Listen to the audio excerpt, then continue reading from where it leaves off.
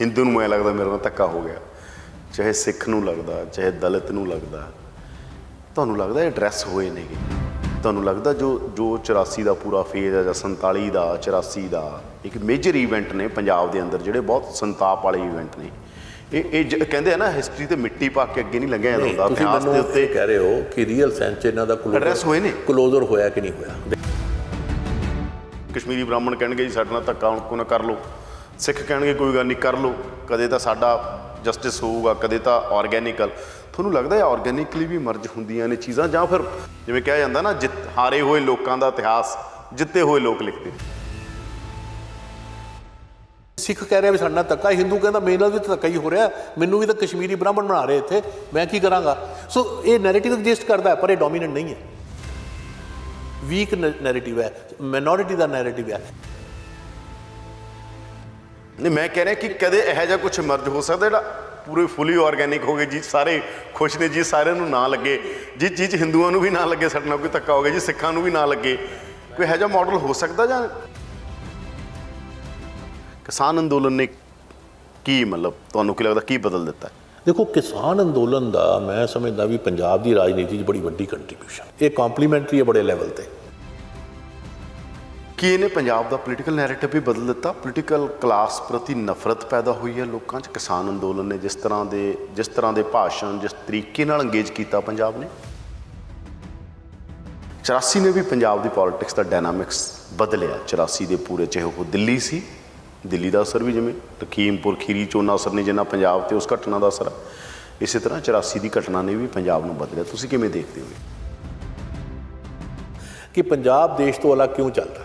ਮੈਨੂੰ ਇਹ 'ਚ ਪ੍ਰਾਈਡ ਹੈ, ਮੈਨੂੰ ਇਹ 'ਚ ਲੱਗਦਾ ਹੈ ਕਿ ਦੇਸ਼ 'ਚ ਜਿਹੜੀਆਂ ਕੈਟੇਗਰੀਜ਼ ਨੇ ਬੜੀਆਂ ਰੈਟੋਗ੍ਰੈਸਿਵ। ਮੈਨੂੰ ਤਾਂ ਚੰਗਾ ਨਹੀਂ ਲੱਗਦਾ ਕਹਿਣਾ, ਅਤੇ ਮੈਂ ਇਹਦੇ ਪੰਜਾਬੀ ਹਿੰਦੂ, ਮੈਨੂੰ ਬੜਾ ਪ੍ਰਾਈਡ ਹੈ ਪੰਜਾਬ ਦੇ ਮਲਟੀਕਲਚਰ 'ਤੇ, ਸੈਕੂਲਰਿਜ਼ਮ 'ਤੇ। 47 ਤੇ 84 ਧਰਮ ਸੈਂਟਰ 'ਚ ਸੀਗਾ, ਕੀ ਇਹਦੇ ਨਾਲ ਪੰਜਾਬ ਦੇ ਸੋਸ਼ਲ ਫੈਬਰਿਕ ਦੇ ਉੱਤੇ ਕੋਈ ਅਸਰ ਪਿਆ ਸੀਗਾ? ਇੱਕ ਲੌਜਿਕ ਜਿਹੜਾ ਇਹ ਆਉਂਦਾ ਕਿ ਜੋ ਅਸੀਂ ਕਹਿ ਰਹੇ ਸੀ 47 'ਚ, ਜੋ ਅਸੀਂ ਕਹਿ ਰਹੇ ਸੀ 84 ਸਾਡੇ ਨਾਲ, ਉਹੀ ਤਾਂ ਹੋ ਰਿਹਾ ਹੈਗਾ। ਨਹੀਂ, ਇਹ ਨਹੀਂ ਹੁੰਦਾ। ਔਰ ਜਿਹੜਾ ਦੂਜਾ ਆਰਗੂਮੈਂਟ ਆ ਕਿ ਅਸੀਂ ਤਾਂ ਠੀਕ ਹੀ ਕਹਿ ਰਹੇ ਸੀ, ਉਹਦੀ ਅੱਡ ਹੋ ਜਾਂਦੇ। ਹੁਣ ਬਹੁਤੇ ਲੋਕ ਕਹਿੰਦੇ ਮਾਸਟਰ ਤਾਰਾ ਸਿੰਘ ਨੇ ਗਲਤੀ ਕਰ ਲਈ, ਫਿਰ ਕਹਿੰਦੇ ਹੁਣ 84 ਵੇਲੇ ਗਲਤੀ ਹੋ ਗਈ, ਅੱਡੀ ਹੋ ਜਾਣਾ ਸੀਗਾ, ਠੀਕ ਰਹਿੰਦੇ।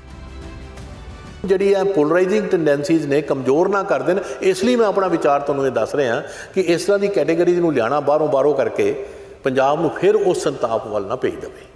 ਇਸੇ ਕਰਕੇ ਇਹ ਡਰ ਹੈ। ਮੈਂ ਕਹਿੰਦੇ ਮਾਈ ਫੀਅਰ ਇਜ਼ ਮਾਈ ਸੁਜੈਸ਼ਨ, ਮੈਂ ਆਪਣਾ ਤੁਹਾਨੂੰ ਡਰ ਦੱਸ ਰਿਹਾ, ਉਹੀ ਮੇਰਾ ਸੁਝਾਅ ਹੈ ਕਿ ਉੱਧਰ ਨਾ ਲੈ ਕੇ ਜਾਇਆ ਜਾਏ। ਗੁਰਦੁਆਰਾ ਲਹਿਰ ਤੋਂ ਲੈ ਕੇ ਹੁਣ ਤੱਕ ਪੰਜਾਬ ਦੀ ਰਾਜਨੀਤੀ ਕਿਵੇਂ ਬਦਲੀ? ਇਹਦੇ ਮੁੱਖ ਧੁਰੇ ਕਿਹੜੇ ਨੇ? ਸਿੱਖੀਜ਼ਮ ਤੇ ਆਰੀਆ ਸਮਾਜ ਨੇ ਮਤਲਬ ਪੰਜਾਬ ਦਾ ਇੱਕ ਜਿਹੜੀ ਇੱਕ ਰੀਜਨਲ ਡਿਮੈਂਸ਼ਨ ਸੀ ਉਹ ਪੈਦਾ ਕੀਤੀ ਕਾਸਟ ਦੀ। ਮਾਇਆਵਤੀ ਆਪ ਹਾਰੇ ਇਲੈਕਸ਼ਨ, ਉਹਨਾਂ ਨੂੰ ਯੂਪੀ ਜਾ ਕੇ ਸ਼ਰਨ ਲੈਣੀ ਪਈ, ਕਿਉਂਕਿ ਪੰਜਾਬ ਜਿਹੜਾ ਹੈਗਾ ਐਕਸਕਲੂਸਿਵ ਜਿਹੜੀਆਂ ਕੈਟੇਗਰੀਜ਼ ਨੇ ਕਾਸਟ ਦੀਆਂ, ਧਰਮ ਦੀਆਂ, ਐਕਸਕਲੂਸਿਵ ਕੈਟੇਗਰੀਆਂ ਨਹੀਂ ਫੰਕਸ਼ਨ ਕਰਦੀਆਂ ਪੰਜਾਬ 'ਚ। ਇਹੀ ਦੇਣ ਹੈ ਸ਼ਾਇਦ ਪੰਜਾਬ ਦੇ ਕਲਚਰ ਦੀ, ਪੰਜਾਬੀਅਤ ਦੀ ਔਰ ਸਿੱਖੀਜ਼ਮ ਦੀ, ਕਿ ਹਿੰਦੂਤਵਾ ਪੰਜਾਬ 'ਚ ਕਿਉਂ ਕਾਮਯਾਬ ਨਹੀਂ? ਤੁਸੀਂ ਅਰੁਣ ਜੇਤਲੀ ਜੀ ਅੰਮ੍ਰਿਤਸਰ ਤੋਂ ਹਾਰਦੇ ਨੇ, ਜਦੋਂ ਹੁਣ ਪੀਕ 'ਤੇ ਹੁੰਦੇ ਨੇ ਬੀਜੇਪੀ, ਉਦੋਂ ਪੰਜਾਬ 'ਚ ਉਹਨਾਂ ਨੂੰ ਵੋਟ ਨਹੀਂ ਮਿਲਦੀ, ਕਿਉਂਕਿ ਪੰਜਾਬੀ ਜਿਹੜਾ ਹਿੰਦੂ ਵੀ ਹੈ ਉਹ ਹਿੰਦੂਤਵਾ ਵਾਲਾ ਹਿੰਦੂ ਹੀ ਹੈ। ਕਿ ਪੰਜਾਬ ਦੇ ਵਿੱਚ 1937 'ਚ, ਫਿਰ 48 'ਚ, ਫਿਰ ਮੇਰੇ ਖਿਆਲ 56 'ਚ ਕਾਂਗਰਸ ਤੇ ਅਕਾਲੀ ਦਲ ਮਰਜ ਹੋ ਜਾਂਦੇ ਨੇ। ਪਰ ਪੰਜਾਬ ਦੇ ਵਿੱਚ ਤੁਹਾਨੂੰ ਪਤਾ ਨੀਲੀ ਪੈਗ ਤੇ ਚਿੱਟੀ ਪੱਗ ਦੋਨੋਂ ਇੱਕੋ ਘਰੇ ਰੱਖੀਆਂ ਹੁੰਦੀਆਂ, ਜਦੋਂ ਲੋੜ ਹੋਵੇ ਉਹ ਪਾ ਲਓ। ਇਸੇ ਕਰਕੇ ਤੀਜਾ ਧੜਾ ਜੇ ਇਹ ਸੋਚੇ ਕਿ ਅਸੀਂ ਇਹ ਕਹਿ ਦਾਂਗੇ ਕਿ ਅਕਾਲੀ ਤੇ ਕਾਂਗਰਸ ਮਿਲੇ ਹੋਏ ਨੇ ਤੇ ਤੀਜੇ ਧੜ ਦਾ ਚਾਂਸ ਹੈ, ਮੈਂ ਸਮਝਦਾ ਪੰਜਾਬ ਨੂੰ ਸਮਝਦੇ ਨਹੀਂ, ਕਿਉਂਕਿ ਪੰਜਾਬ ਸ਼ੁਰੂ ਤੋਂ ਹੀ ਦੋਨੋਂ ਪੱਗਾਂ ਇੱਕੋ ਘਰ 'ਚ ਰੱਖ ਲੈਂਦੇ ਨੇ। ਜਿਹੜੀ ਆਧੁਨਿਕਤਾ ਗਈ, ਜਿਹਨੂੰ ਬਹੁਤ ਸੈਲੀਬ੍ਰੇਸ਼ਨ ਹੋਇਆ ਜਿਹਦਾ, ਅਤੇ ਉਹਦਾ ਤਾਂ ਬਹੁਤ ਵੱਡਾ ਫੇਲਿਊਰ ਹੈਗਾ। ਇਸ ਕਰਕੇ ਜਿਹੜੇ ਸਾਡੇ ਮਾਡਲ ਨੇ, ਜੇ ਮਤਲਬ ਇਸਲਾਮਿਕ ਕ੍ਰਾਂਤੀ ਦਾ ਇੱਕ ਇਰਾਨ ਦਾ ਮਾਡਲ ਹੈਗਾ ਨਾ, ਉਸ ਤੋਂ ਬਾਅਦ ਵੱਖ-ਵੱਖ ਮਾਡਲ ਨੇ। ਜਦੋਂ ਰਿਲੀਜੀਅਸ ਸਪੇਸ 'ਚ ਖੜ੍ਹ ਕੇ ਕੋਈ ਗੱਲ ਕਰਦਾ ਗਾ ਆਪਣੇ ਕਿਸੇ ਮਾਡਲ ਦੀ, ਉਹ ਪੂਰੀਆਂ 10 ਐਗਜ਼ਾਮਪਲਾਂ ਤੁਹਾਡੇ ਮੂਹਰੇ ਸਿੱਟ ਦਿੰਦਾ। ਅਸੀਂ ਜਦੋਂ ਸਾਰਾ ਹਿਟਲਰ ਦਾ ਇਤਿਹਾਸ ਪੜ੍ਹਦੇ ਹਾਂ ਉਹ 'ਚ ਜਿਹੜੀਆਂ ਲੈਫਟ ਮੂਵਮੈਂਟ ਸੀ ਉਹਨੇ ਕਿਹਾ ਗਲਤ ਚੋਇਸ ਕਰ ਲਈ ਅਸੀਂ ਸੋਸ਼ਲਿਸਟ ਨੈਸ਼ਨਲਿਜ਼ਮ ਦੇ ਨਾਲ ਖੜੇ ਹੋ ਗਏ ਜਿਹੜਾ ਐਕਚੁਅਲੀ ਫਾਸਿਜ਼ਮ 'ਚ ਕਨਵਰਟ ਹੋ ਗਿਆ। So do people do commit errors, do commit wrong choices. ਅੱਛਾ, what we call wrong some people may say it is right for them। So ਇਹ ਹਿਸਟੋਰੀਕਲ ਡਿਬੇਟ ਹੈ, ਇਹਦਾ ਰੈਜ਼ੋਲੂਸ਼ਨ ਟੀਵੀ ਸਟੂਡੀਓ ਤੋਂ ਬਿਲਕੁਲ ਹੀ ਨਹੀਂ ਹੋ ਸਕਦਾ ਔਰ ਥੱਲੇ ਜਿਹੜਾ ਸਮਾਜ ਹੈ ਇਹ ਉਹਨੇ ਕਰਨਾ ਹੈ। ਇਹ ਲੈਫਟ ਦਾ ਸੋਸ਼ਲ ਡੈਮੋਕ੍ਰੈਟਿਕ ਨਾ ਹੋਣਾ ਉਹਦਾ ਫੇਲਿਅਰ ਹੈ, ਨਾ ਹੋਣਾ ਉਹਦਾ ਫੇਲਿਅਰ ਹੈ। ਕਿਹਾ ਗਿਆ ਕਿ ਅੱਪਰ ਕਾਸਟਾਂ ਨੂੰ ਦੁਖਦੀ ਹੈ ਹਨਾ, ਮਤਲਬ ਨਹੀਂ, ਉਹ ਅੱਪਰ ਕਾਸਟਾਂ ਨੂੰ ਇਹ ਗੱਲ ਦੁਖਦੀ ਹੈ, ਤੁਹਾਨੂੰ ਵੀ ਕਹਿ ਸਕਦਾ ਕੋਈ ਡਾਕਟਰ ਪ੍ਰਮੋਦ ਕੁਮਾਰ ਨੂੰ ਦੁਖਦੀ ਹੈ ਦਲ ਦਾ ਸੀਐਮ ਬਣਨਾ। 84 ਤੇ 47 ਮੈਨੂੰ ਲੱਗਦਾ ਰਿਲੀਜਨ ਜਿਹੜਾ ਰਿਲੀਜੀਅਸ ਡਿਸਕੋਰਸ ਆ ਪੰਜਾਬ ਦਾ ਬਹੁਤ ਵੱਡਾ, ਉਹ ਤੋਂ ਬਿਨਾਂ ਪੋਲੀਟਿਕਸ ਡਿਸਕਸ ਨਹੀਂ ਹੋ ਸਕਦੀ। ਸੋਸ਼ੋ ਰਿਲੀਜੀਅਸ ਪੋਲੀਟਿਕਸ ਪੰਜਾਬ ਦੀ ਹੈ। ਦੂਜਾ ਪੱਖ ਆ ਨਕਸਲਵਾੜੀ ਮੂਵਮੈਂਟ ਆ ਪੰਜਾਬ 'ਚ, ਲੈਫਟ ਆ ਪੰਜਾਬ 'ਚ, ਭਗਤ ਸਿੰਘ ਵੀ ਉਸ ਦੌਰ 'ਚ ਰਿਲੇਟ ਕਰ ਰਿਹਾ, ਉਹ ਆ ਕੇ ਕਿਸਾਨ ਅੰਦੋਲਨ ਨਾਲ ਜੁੜ ਜਾਂਦਾ ਹੈਗਾ। ਤੁਹਾਨੂੰ ਲੱਗਦਾ ਕੋਈ ਇਸ ਤਰ੍ਹਾਂ ਦੀ ਮੂਵਮੈਂਟ ਦਾ ਸਪੇਸ ਹੈ ਪੰਜਾਬ 'ਚ ਜਿਹਦੀ ਉਮੀਦ ਪੰਜਾਬ ਦੀ ਐਕਸਟ੍ਰੀਮ ਲੈਫਟ ਕਰਦਾ ਹੈ ਕਿ ਇੱਥੇ ਰੈਵੋਲੂਸ਼ਨ ਹੋ ਜਾਊਗਾ, ਇਨਕਲਾਬ ਹੋ ਸਕਦਾ ਪੰਜਾਬ 'ਚ? ਕਿਤੇ ਵੀ ਤੁਸੀਂ ਡਿਸਕ੍ਰਿਮੀਨੇਸ਼ਨ ਨੂੰ ਪਬਲਿਕ ਡੋਮੇਨ 'ਚ ਐਕਟਿਵਾਈਜ਼ ਕਰੋਗੇ ਉਹਨੂੰ ਅਸੀਂ ਜਾਂ ਰੇਸਿਜ਼ਮ ਕਹਿੰਦੇ ਹਾਂ, ਜਾਂ ਉਹਨੂੰ ਸੰਪਰਦਾਇਕਤਾ ਕਹਿੰਦੇ ਹਾਂ, ਜਾਂ ਉਹਨੂੰ ਇਹ ਕਹਿੰਦੇ ਆ ਬਈ ਮਤਭੇਦ ਪੈਦਾ ਕਰਨਾ ਧਰਮਾਂ 'ਚ, ਇਹ ਕਹਿੰਦੇ ਆ। ਇਸੇ ਕਰਕੇ ਇਹਨੂੰ ਰੈਟਰੋਗ੍ਰੈਸੀ ਮੰਨਦੇ ਆ। ਪੰਜਾਬ ਐਕਸਪੈਰੀਮੈਂਟਾਂ ਦੀ ਧਰਤੀ ਵੀ ਹੈ, ਆਊਟ ਆਫ ਬਾਕਸ ਵੀ ਤਾਂ ਚੀਜ਼ਾਂ ਹੁੰਦੀਆਂ ਨੇ। ਤੁਸੀਂ ਐਂ ਕਿਉਂ ਸੋਚਦੇ ਹੋ ਕਿ ਇੱਕ ਫਰੇਮਵਰਕ ਜੋ ਹੋਇਆ ਉਹੀ ਹੋਊਗਾ? ਉਹਨਾਂ ਦਾ ਹੁੰਦਾ 2 - 2 = 8। ਉਹ ਤਾਂ ਕਿਉਂਕਿ ਕੰਮ ਤਾਂ ਕੀਤਾ ਹੀ ਨਹੀਂ ਹੁੰਦਾ, 2 - 2 0 ਹੋਇਆ ਹੁੰਦਾ, ਪਰ ਉਹਨੂੰ 8 ਦੱਸੀ ਜਾਂਦੇ ਨੇ।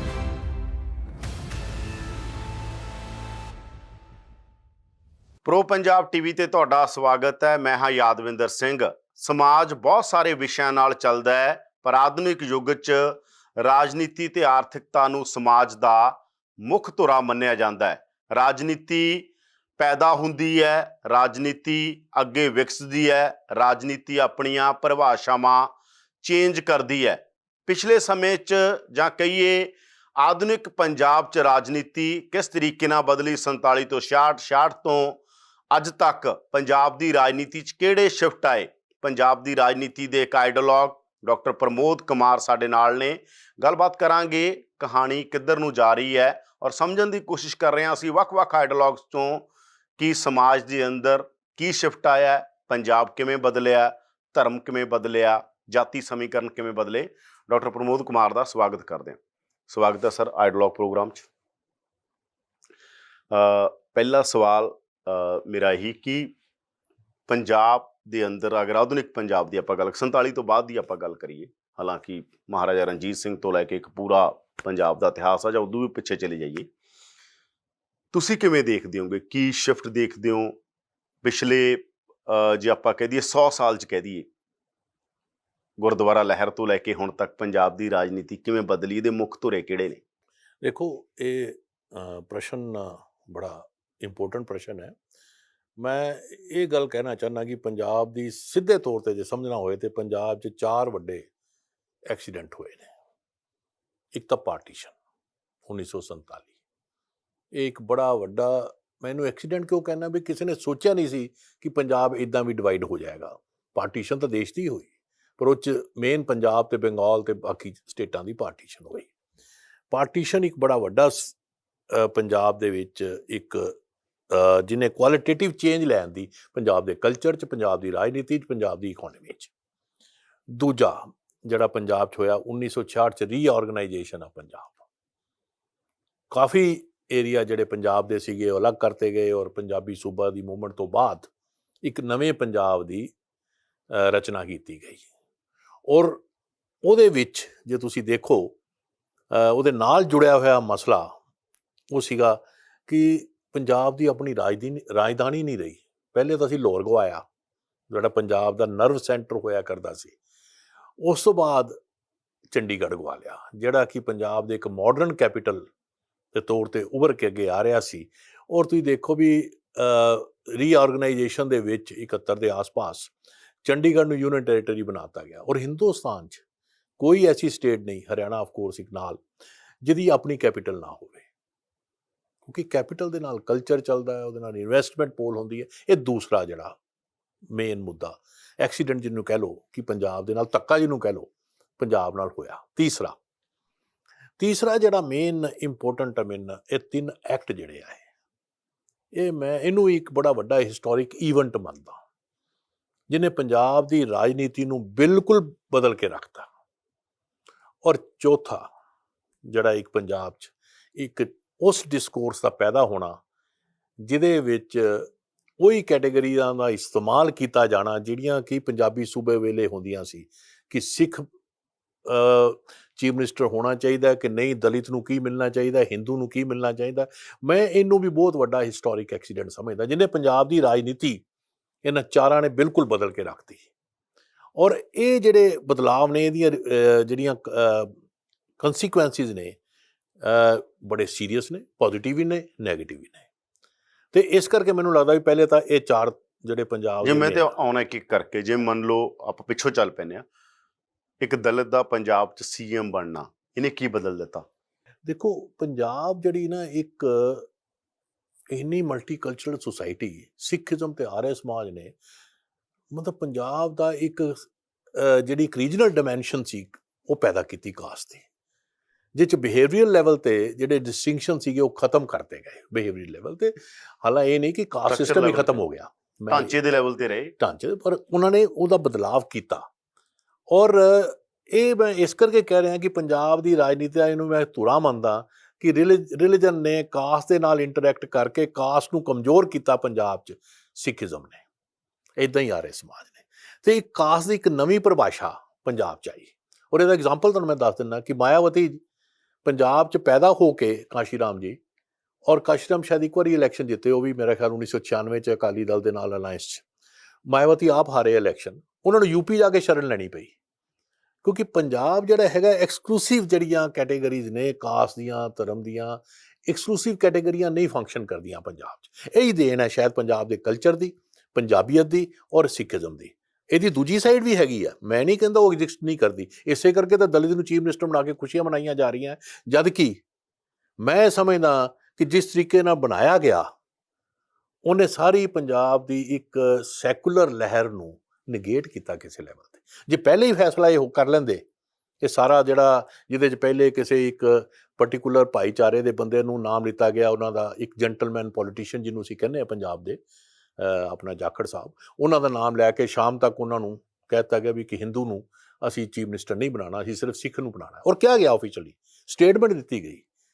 ਔਰ ਉਸ ਤੋਂ ਬਾਅਦ ਕਿਹਾ ਨਹੀਂ, ਹੁਣ ਆਪਾਂ ਇੱਕ ਨਾ ਕਿਸਾਨ ਨੂੰ, ਜੱਟ ਨੂੰ ਬਣਾ ਲੈਂਦੇ ਹਾਂ। ਸ਼ਾਮ ਤੱਕ, ਅਗਲੇ ਸ਼ਾਮ ਤੱਕ ਉਹਨਾਂ ਦਾ ਵੀ ਪਤਾ ਕੱਟਤਾ ਗਿਆ।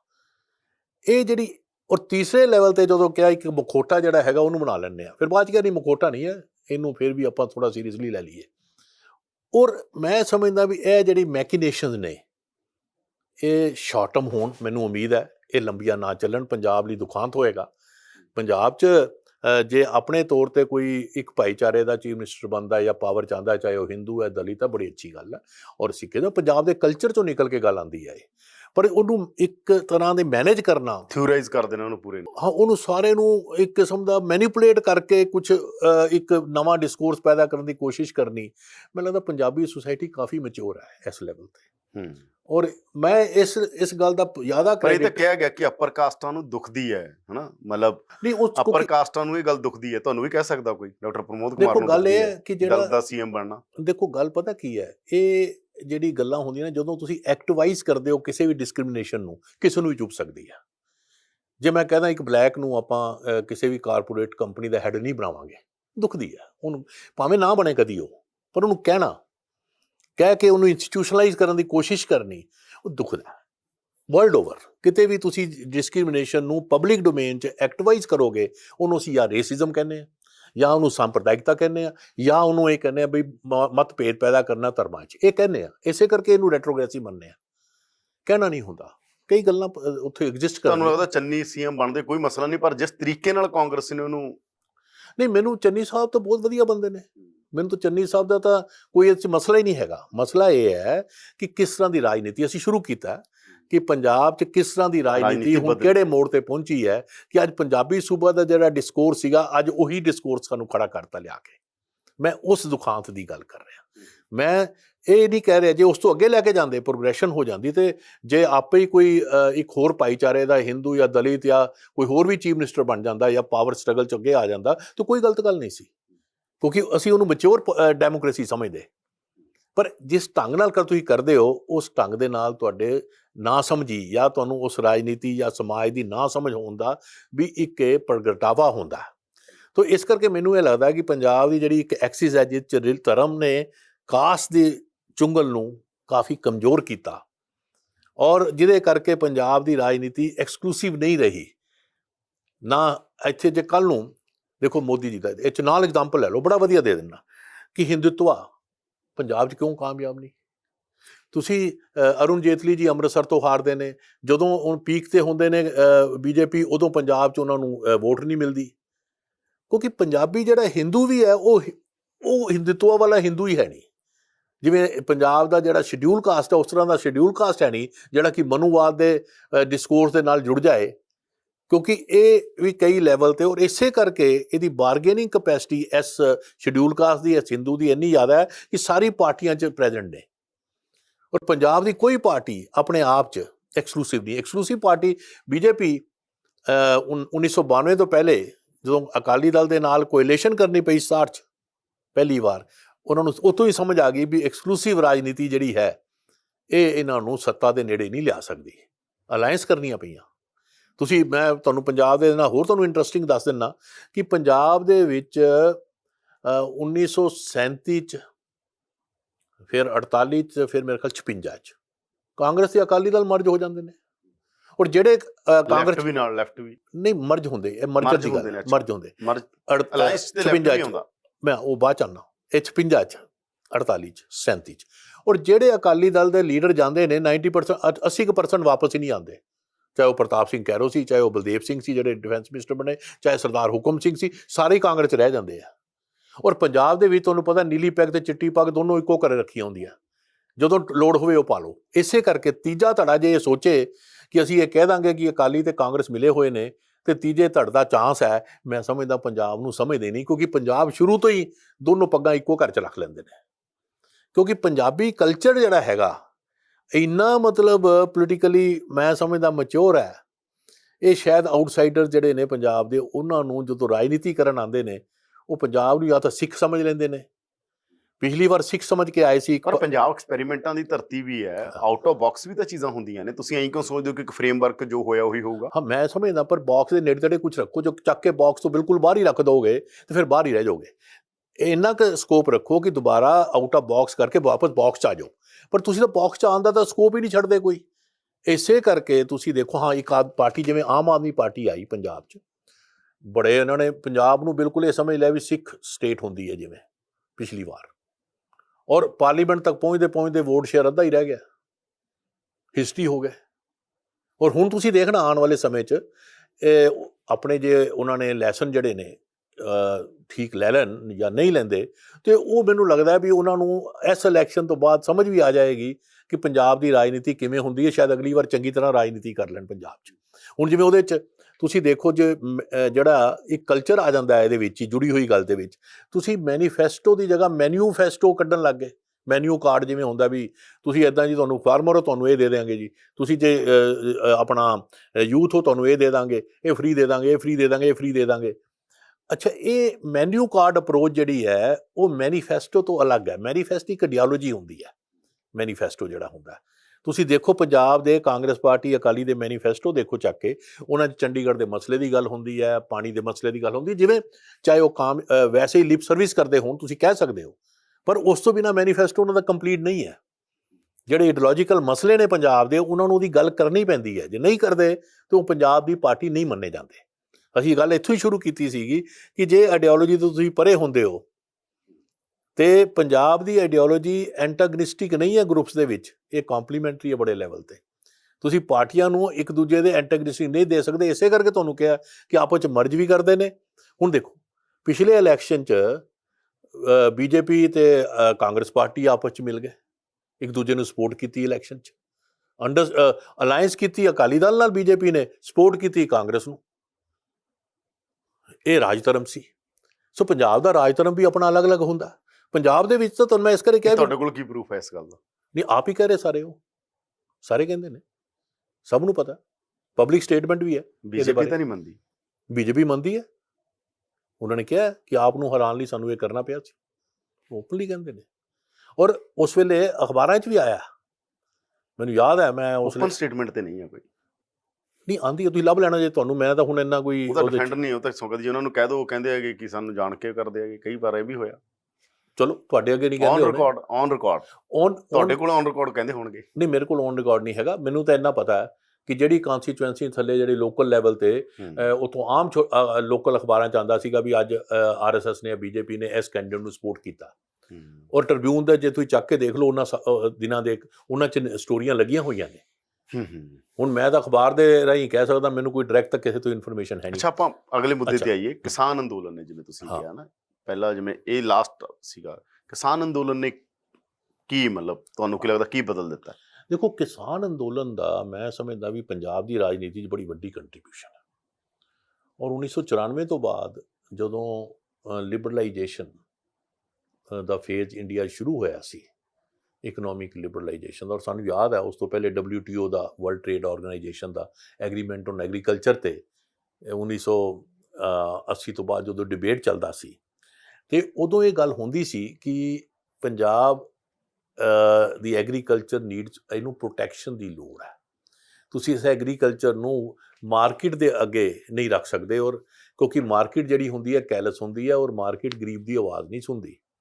ਔਰ ਕਿਉਂਕਿ ਫੂਡ ਜਿਹੜਾ ਹੈ ਉਹ ਗਰੀਬ ਲਈ ਹੁੰਦਾ, ਫੂਡ ਸਿਕਿਉਰਿਟੀ ਲਈ ਹੁੰਦਾ, ਦੇਸ਼ ਦੀ ਸੋਵਰੈਨਿਟੀ ਲਈ ਹੁੰਦਾ, ਤੇ ਕਿਸਾਨ ਦੇ ਲਾਈਵਲੀਹੁੱਡ ਲਈ ਵੀ ਹੁੰਦਾ। ਸੋ ਜਦੋਂ ਇਹ ਜਿਹੜੀ ਇੱਕ ਸੋਚ ਸੀਗੀ ਉਹ ਚੱਲ ਰਹੀ ਸੀ, ਜਿਹਨੂੰ ਅਸੀਂ ਕਹਿੰਦੇ ਹਾਂ ਵੀ ਤੁਸੀਂ ਕਮਾਂਡ ਇਕਨੋਮੀ ਤੋਂ ਮਾਰਕੀਟ ਇਕਨੋਮੀ ਵੱਲ ਜਾਣ ਲੱਗ ਗਏ, ਪਰ ਐਗਰੀਕਲਚਰ ਜਾਂ ਫੂਡ ਨੂੰ ਕਮਾਂਡ ਇਕਨੋਮੀ 'ਚ ਰੱਖਣ ਦੀ ਇੱਕ ਕੋਸ਼ਿਸ਼, ਇਹ ਤਿੰਨਾਂ ਗੱਲਾਂ ਕਰਕੇ ਕਿ ਦੇਸ਼ 'ਚ ਬੜੇ ਲੋਕ ਜਿਨ੍ਹਾਂ ਨੂੰ ਅਨਾਜ ਨਹੀਂ ਮਿਲਦਾ, ਉਹਨਾਂ ਲਈ ਅਨਾਜ ਪੈਦਾ ਕਰਨਾ, ਔਰ ਉਹਨਾਂ ਨੂੰ ਜਿਹੜਾ ਪਬਲਿਕ ਡਿਸਟ੍ਰੀਬਿਊਸ਼ਨ ਸਿਸਟਮ ਦੇ ਰਾਹੀਂ ਉਹਨਾਂ ਤੱਕ ਅਨਾਜ ਪਹੁੰਚਾਉਣਾ ਹੈ। ਅੱਜ ਕੱਲ੍ਹ ਮੇਰਾ ਖਿਆਲ 70% ਦੇ ਕਰੀਬ ਲੋਕ ਫੂਡ ਆਟਾ ਦਾਲ ਸਕੀਮ ਜਾਂ ਫੂਡ ਸਿਕਿਉਰਿਟੀ ਦੇ ਵਿੱਚ ਕਵਰ ਹੁੰਦੇ ਨੇ।